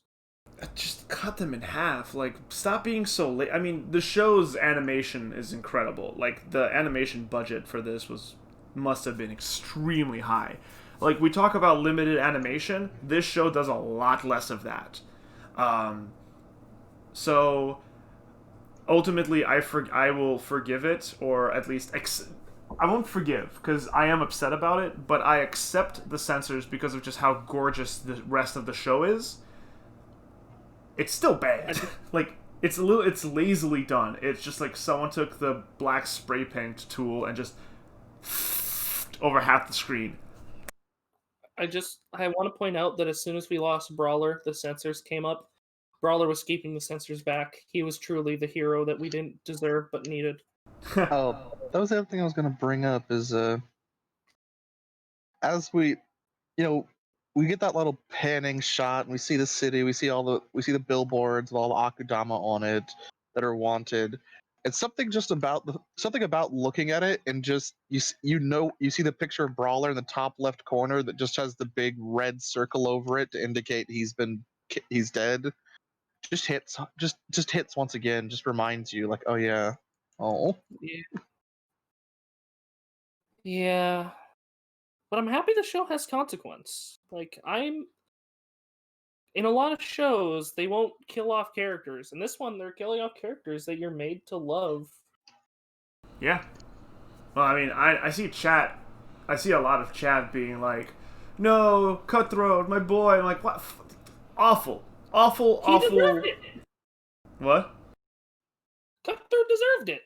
He fucking deserved it. Oh, yo, can we take a moment to talk about specifically that scene where he's just like, he realizes he can't break down the metal door, so he's like, "Oh, Swindler, I'm sorry, I'm being so selfish. No one wants to die. Can we please go back to being friends?" And Swindler's like, "Really?" He's like, "Yeah, I love you. I'm sorry. Are you telling the truth?" "Of course, I'd never lie to you." And then he's like, "I lied." And Swindler's like, "Yeah, no shit," and just stabs him. And I'm like, ha ha! I still love when he started doing that. He almost said, "I want to kill you first." Yeah. He almost flubbed up his own lie because he just can't. So hard controlling those how he feels. I appreciate the show doing that. You're ruining the cake I made for Swindler. out of the human. fucking corpse pile of bodies. And like, Uh, what a Was this actual like him trying to kill her supposed to be some sort of like sick and twisted marriage that was the end of her life? I think so. Oh, I didn't think about that. Either way, what a performance from Cutthroat. The range of emotion, while, I mean, I still think the performances have been better in this show and other moments, but just it all depends on how they recorded it, but the variation and the range of emotion expressed through Cutthroat, and just when you think about the lines and how they're being delivered and how the voice for Cutthroat had to do it, just, man, great fucking work. Yeah. Yeah, I had such a fun time with this episode. It was great. It was lovely. It was such a good episode, but at the same time, the censors, man, It's they're it's bad. which is It's why I bad. can't say this is the best episode of the show so far. The best episode of the show is still episode 6, Brawler versus Master.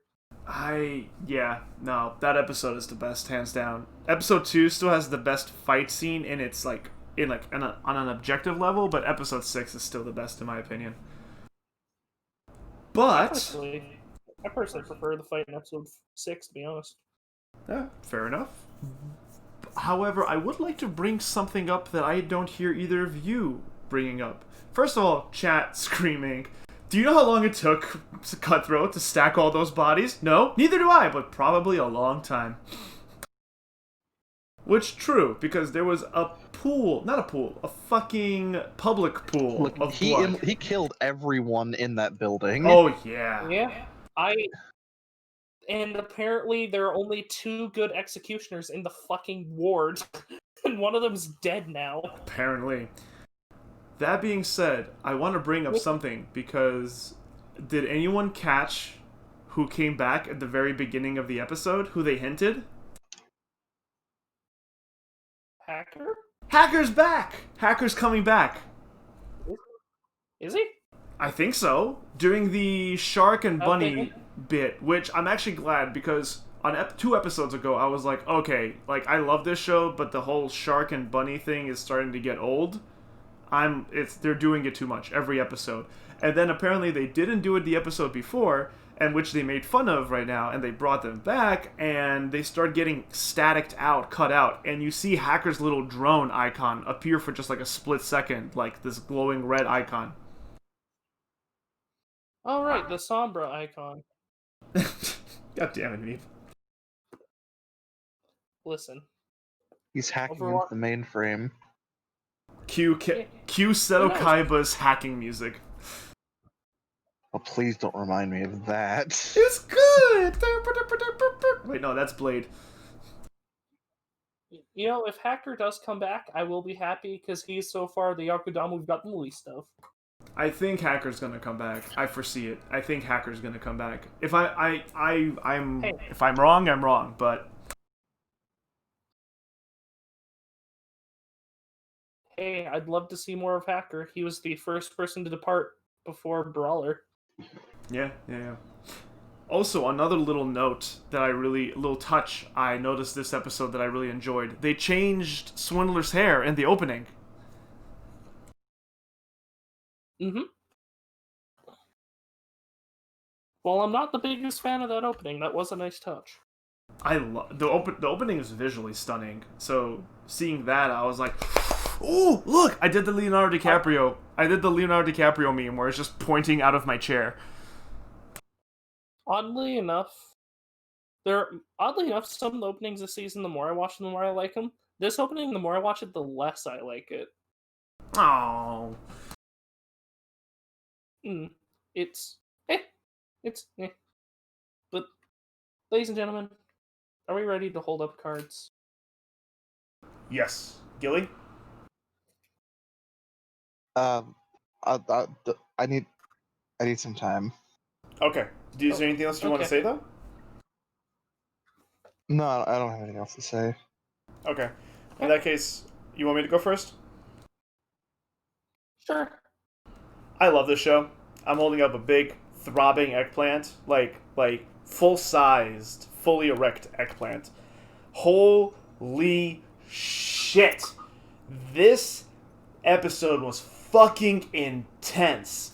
From fucking like swindlers and not swindlers, hoodlums and doctors, sex scene where it's just like very nice exposition and a look at the characters from a different angle, like doctors cut up and carved body, uh, hoodlums sexy bod, just and to just the main event, which was the descent into madness from Cutthroat, like so good, like full madness. While I wish they did a little bit more with the horror aspect and the censors ruined it for me, this episode is incredible. So full on fuck. I want to take you for a ride. I'm gonna fuck this show too. It's really good.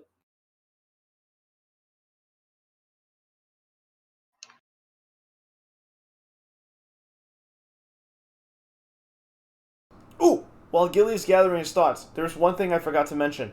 Did anyone else catch the fucking Shining reference in the bathroom Yes, scene? I did. She from the fucking her cowering in the corner to him breaking in and looking in to just that fucking Jack Nicholson face Swindler does as he's reaching into for her and her just screaming in the corner. I'm like, these cheeky fuckers.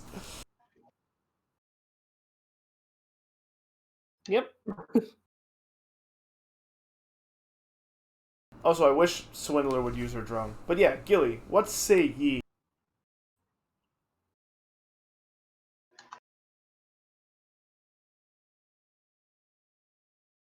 It was a very solid episode. A lot good done with it. Uh, Honestly, I said it last episode. I didn't feel great with the last episode, and this didn't really do it for me to fix that.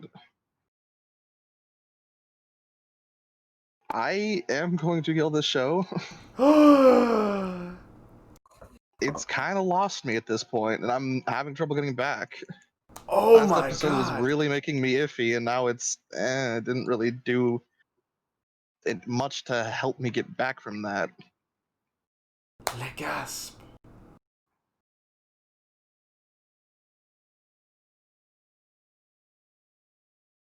Gilly, you've rendered me speechless. Which, if you ask anyone who knows me personally, is a very hard thing to do, as I do not shut up.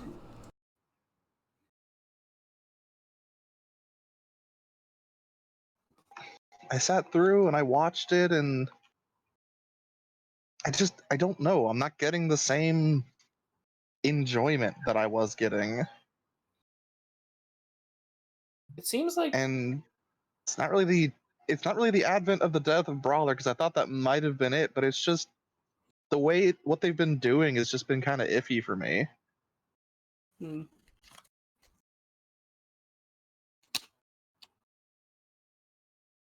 While, Meep, you had something you wanted to say?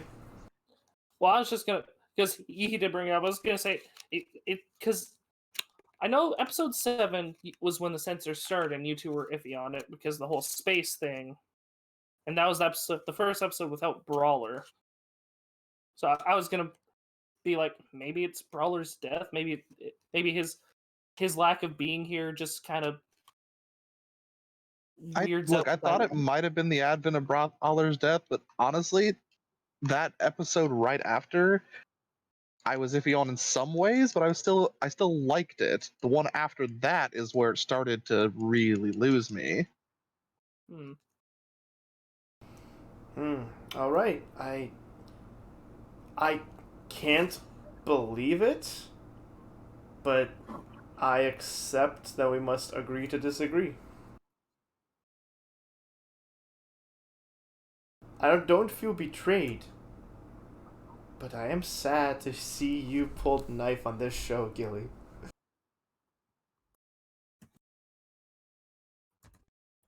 I feel betrayed. Like I made it clear last week. I needed to see what this week did to see if that was going to start changing my votes, because last week it was a very apprehensive like yay for it. Fair enough, man. Fair enough. But I'm just shocked.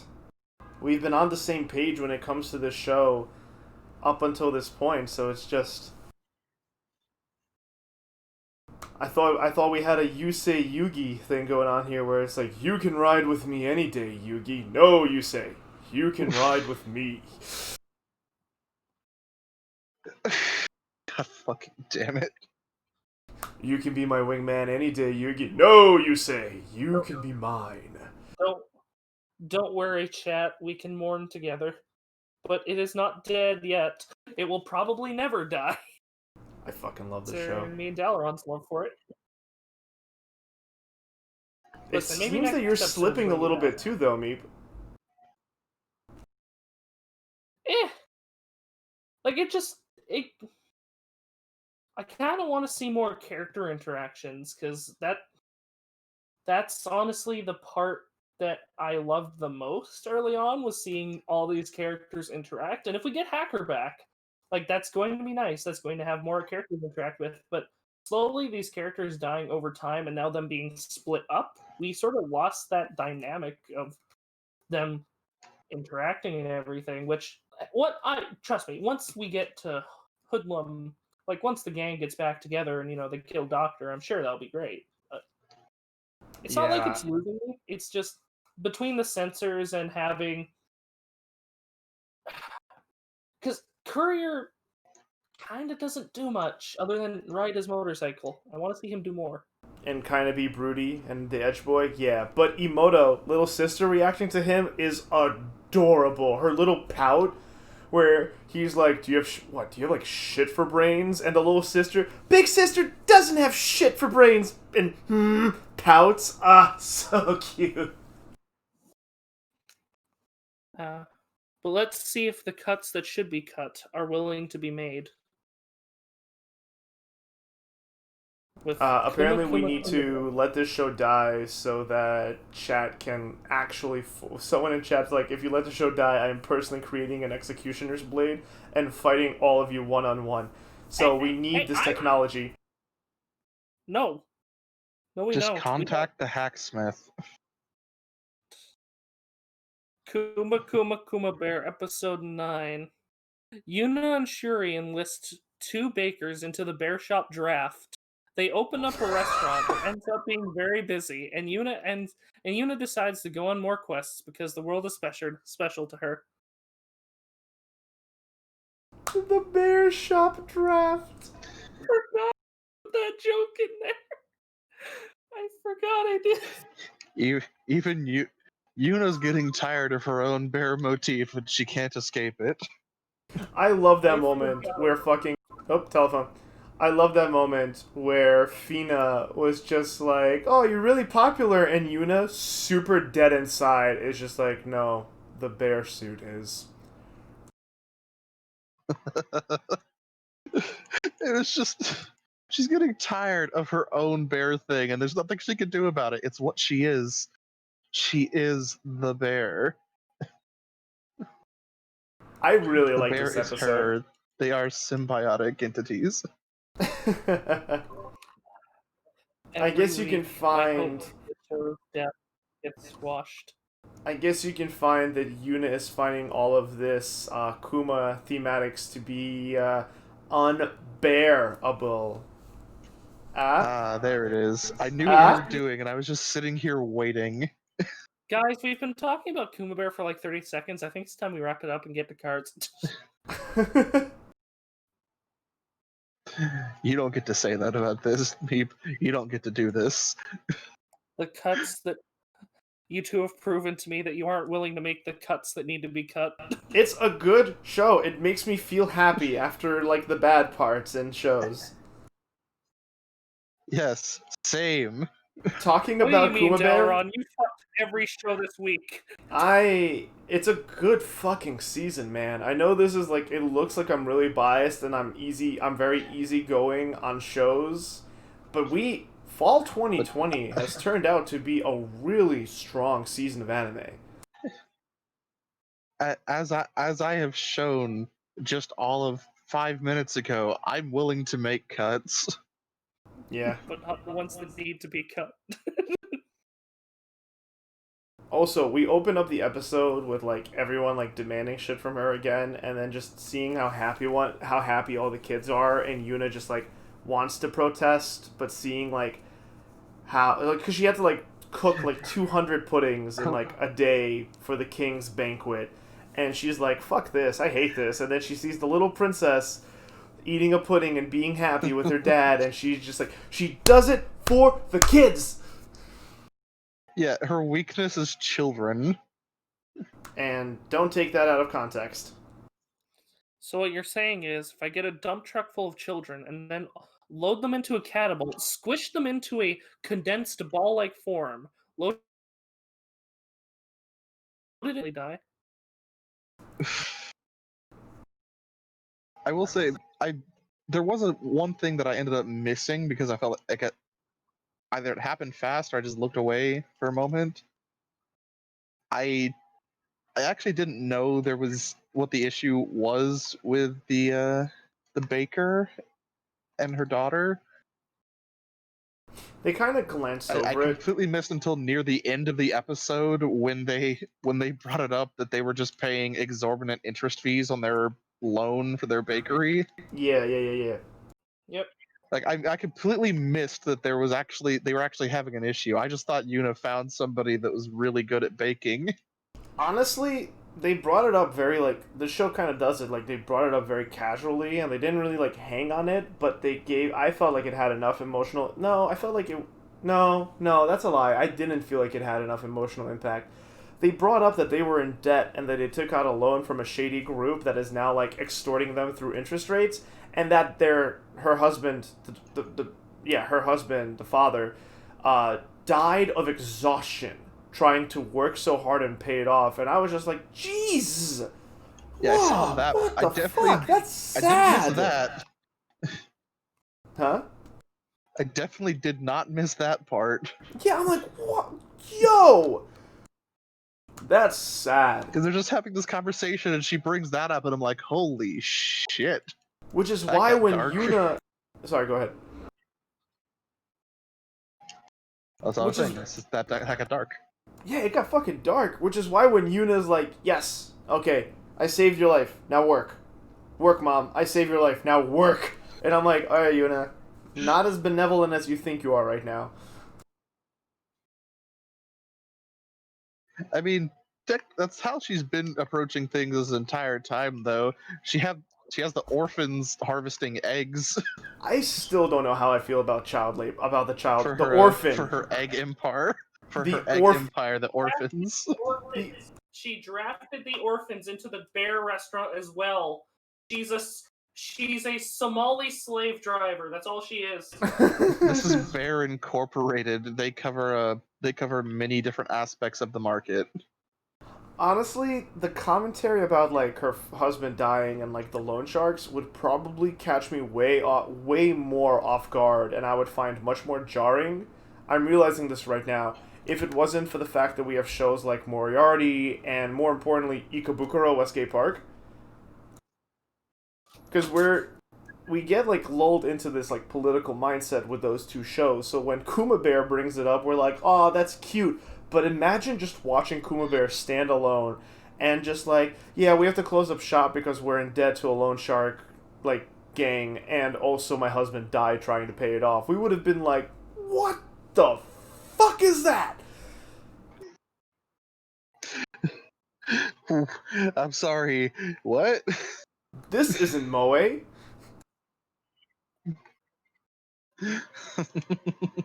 This isn't Moe at all. But we get to like she goes and finds a shop which just buys a fucking noble's manor Speaking to have of, a restaurant in. speaking of, is that the noble? Is that the manner of like the corrupt noble that got kicked out like 3 episodes ago? Probably. They didn't specifically state, but I mean, it wouldn't be surprising because that would make sense why there'd just be an empty noble house in the town. Yeah, right. And it was like recently abandoned. Yeah, it would make sense. They didn't specifically state. They just said it was previously a noble's house. Just a little headcanon I thought I'd offer the table. I mean, it would make sense. Yuna would have no way of knowing that there was that noble's house because she didn't meet that noble. Good point. Meep, you sound really far from your mic. Oh, sorry. But if Moriarty was here, he would have figured out it was his house. Or if Sherlock was here. Not Moriarty. Look, Not I'd Moriarty. go to Moriarty's bakery. I'd go to his bakery too, because I'm not a terrible fucking noble. Why do you guys want poison pies? Because I'm tired of this life. So the little princess is weird looking, right? She's cute, but she's weird. Her hairstyle is very unique. It might be because I've been doing a lot of like D&D writing and reading, but like she feels like a fawn. Like she's got the little ooh mouth and the little horns and the little leaves in her hair. I feel like when they show her like full body or waist down, she should have like little deer feet, little fawn legs.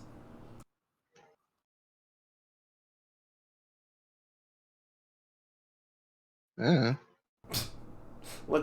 That's right. You let that simmer in your brain for a minute. Nah. Fuck it. Am I'm writing I- her. Fuck it. I'm writing her into my campaign. Am I, Chief? Meep, I have to say, Meep, I am surprised you don't like this episode more because like you finally got your wish, Meep. Yuna has been defeated. I don't want to see her defeated. I want to see her head on a pike. No, Yuna gets defeated. All the children start screaming at her to make it a bear cafe, a bear shop, and just to make the uniforms bear, and she just gets literally swarmed by children. And I was like really hoping that the show would not cut away with the sound of Kuma punch. No more orphans. But her head is next to Kuma Q and Kuma Euro. Ooh, Meep, you sound really far from your mic. You sound Okay, how about now? a little better. I said her head isn't on a pike like Kuma Q and Kuma Euro, so I am not happy. Which reminds me, they straight up, she just says, like, I'm bad at naming things. I just named Kuma Q and Kuma Q on a fucking whim, and they're just depressed. I love it because, like, when you pull up the wiki, it has their translated names, and it is Hugging Bear and Swaying Bear. I want to know what the English translation is like. Well, like, yeah. If the show gets dubbed, I'm very curious.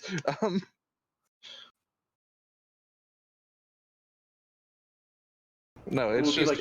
it's adorable, and all the little girls with the bear costumes, and you just like, we don't even know if we want to have that as our uniform, and they all start just like, no, we want this, we want to wear this. They just start fucking screaming.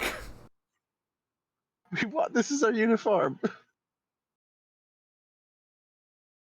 Oh my god.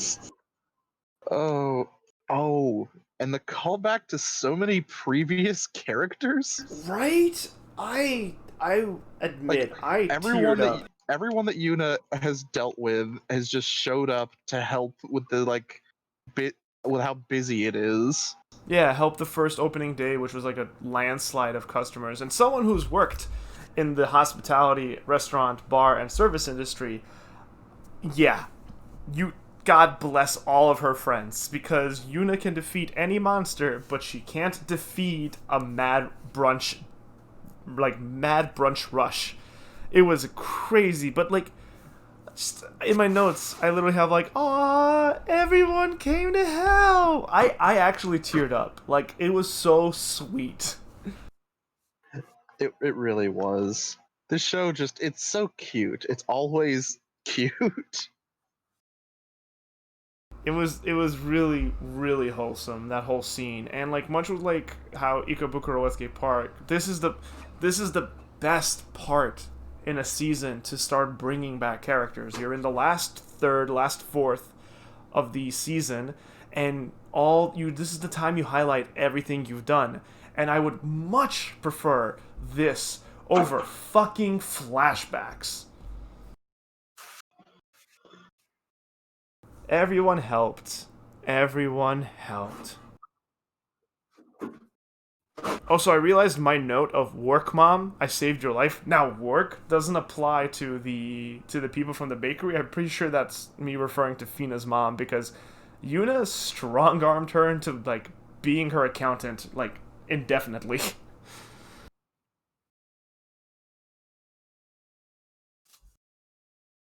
Also, speaking from experience regarding that mad rush, yeah, how everyone was feeling after the restaurant closed, yeah, no. That is exactly what it feels like to work a long, hard shift. I myself have been there, like feeling exactly like that after like a crazy brunch shift. It's, I relate. As someone that works in retail, I'm nodding. Mm-hmm. Mm-hmm. Also, if they have a tip, Happy. oh, Meep, you're kind of warbly and far from the mic again.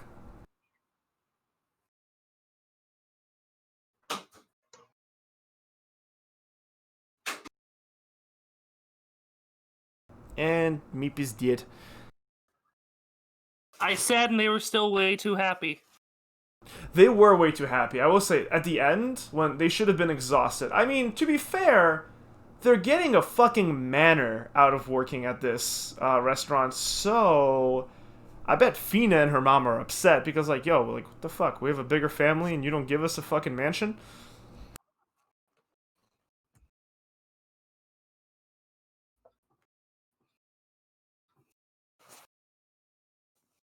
All right, boys. There's this silence of Yeah. either reflection or not knowing where to go. So I believe it's time to hold up cards. Yeah, Yeah. I'm gonna kill this show. I'm gonna obviously just keep fucking this show. But Meep, what about the Borgar? No. The Borgar is cute. The Bear Borgar. The Berger. Berger. Bergoger. Make the Berger. Berger. Bergopger. I shouldn't find this funny, but I do.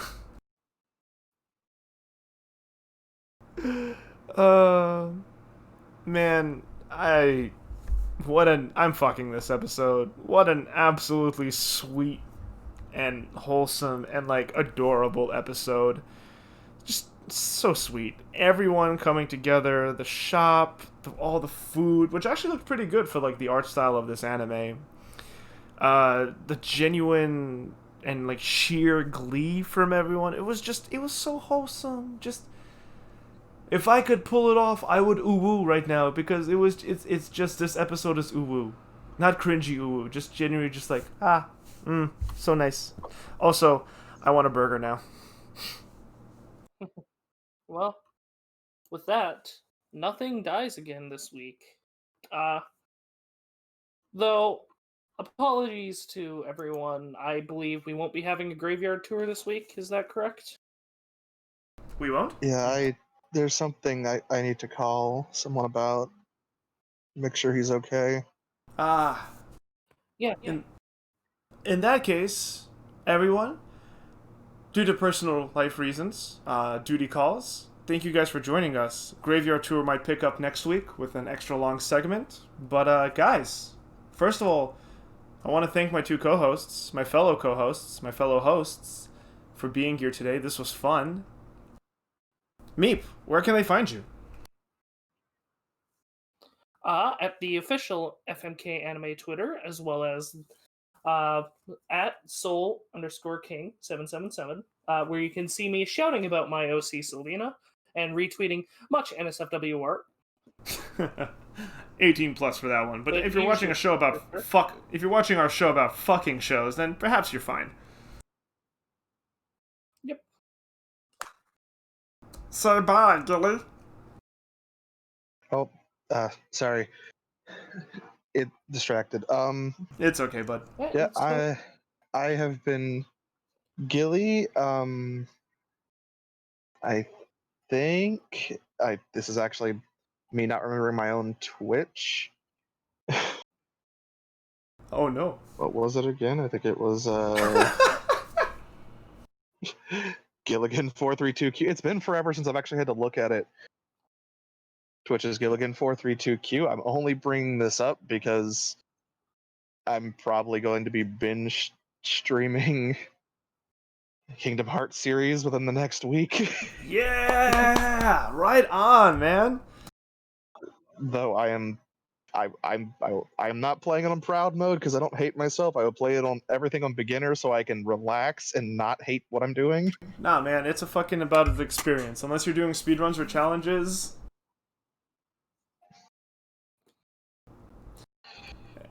And as always, I'm setting up for that. Awesome, dude. Let me know when you're doing it. I'll gladly stop by. But in the meantime, I will. Awesome. And as always, I have been. I'm excited for your streams, my dude. It should be fun. We're gonna bomb you and bother you. Everyone raid Gilly with hashtag poor Gilly when you guys enter his streams. Bring the Dachi Toshima Mure to the fucking Kingdom Hearts. I have a mission in the works, by the way, Dalaran. I think. Depends if I get shafted again. Anyway, as always, I have been Dalaran. You can catch us live Mondays doing this stream, Monday afternoons, Eastern Standard Time around 2 o'clock at twitch.tv/Dalaran Quest. That's DALARON Quest. My voice is getting tired.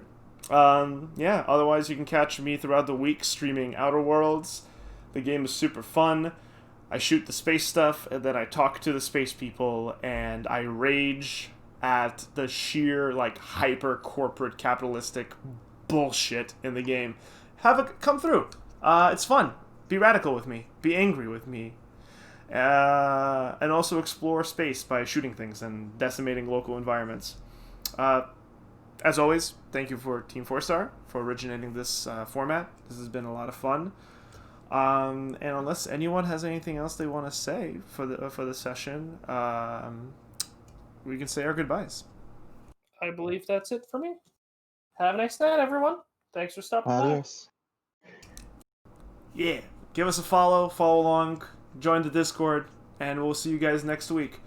So, to all, a good Kuma and a good night.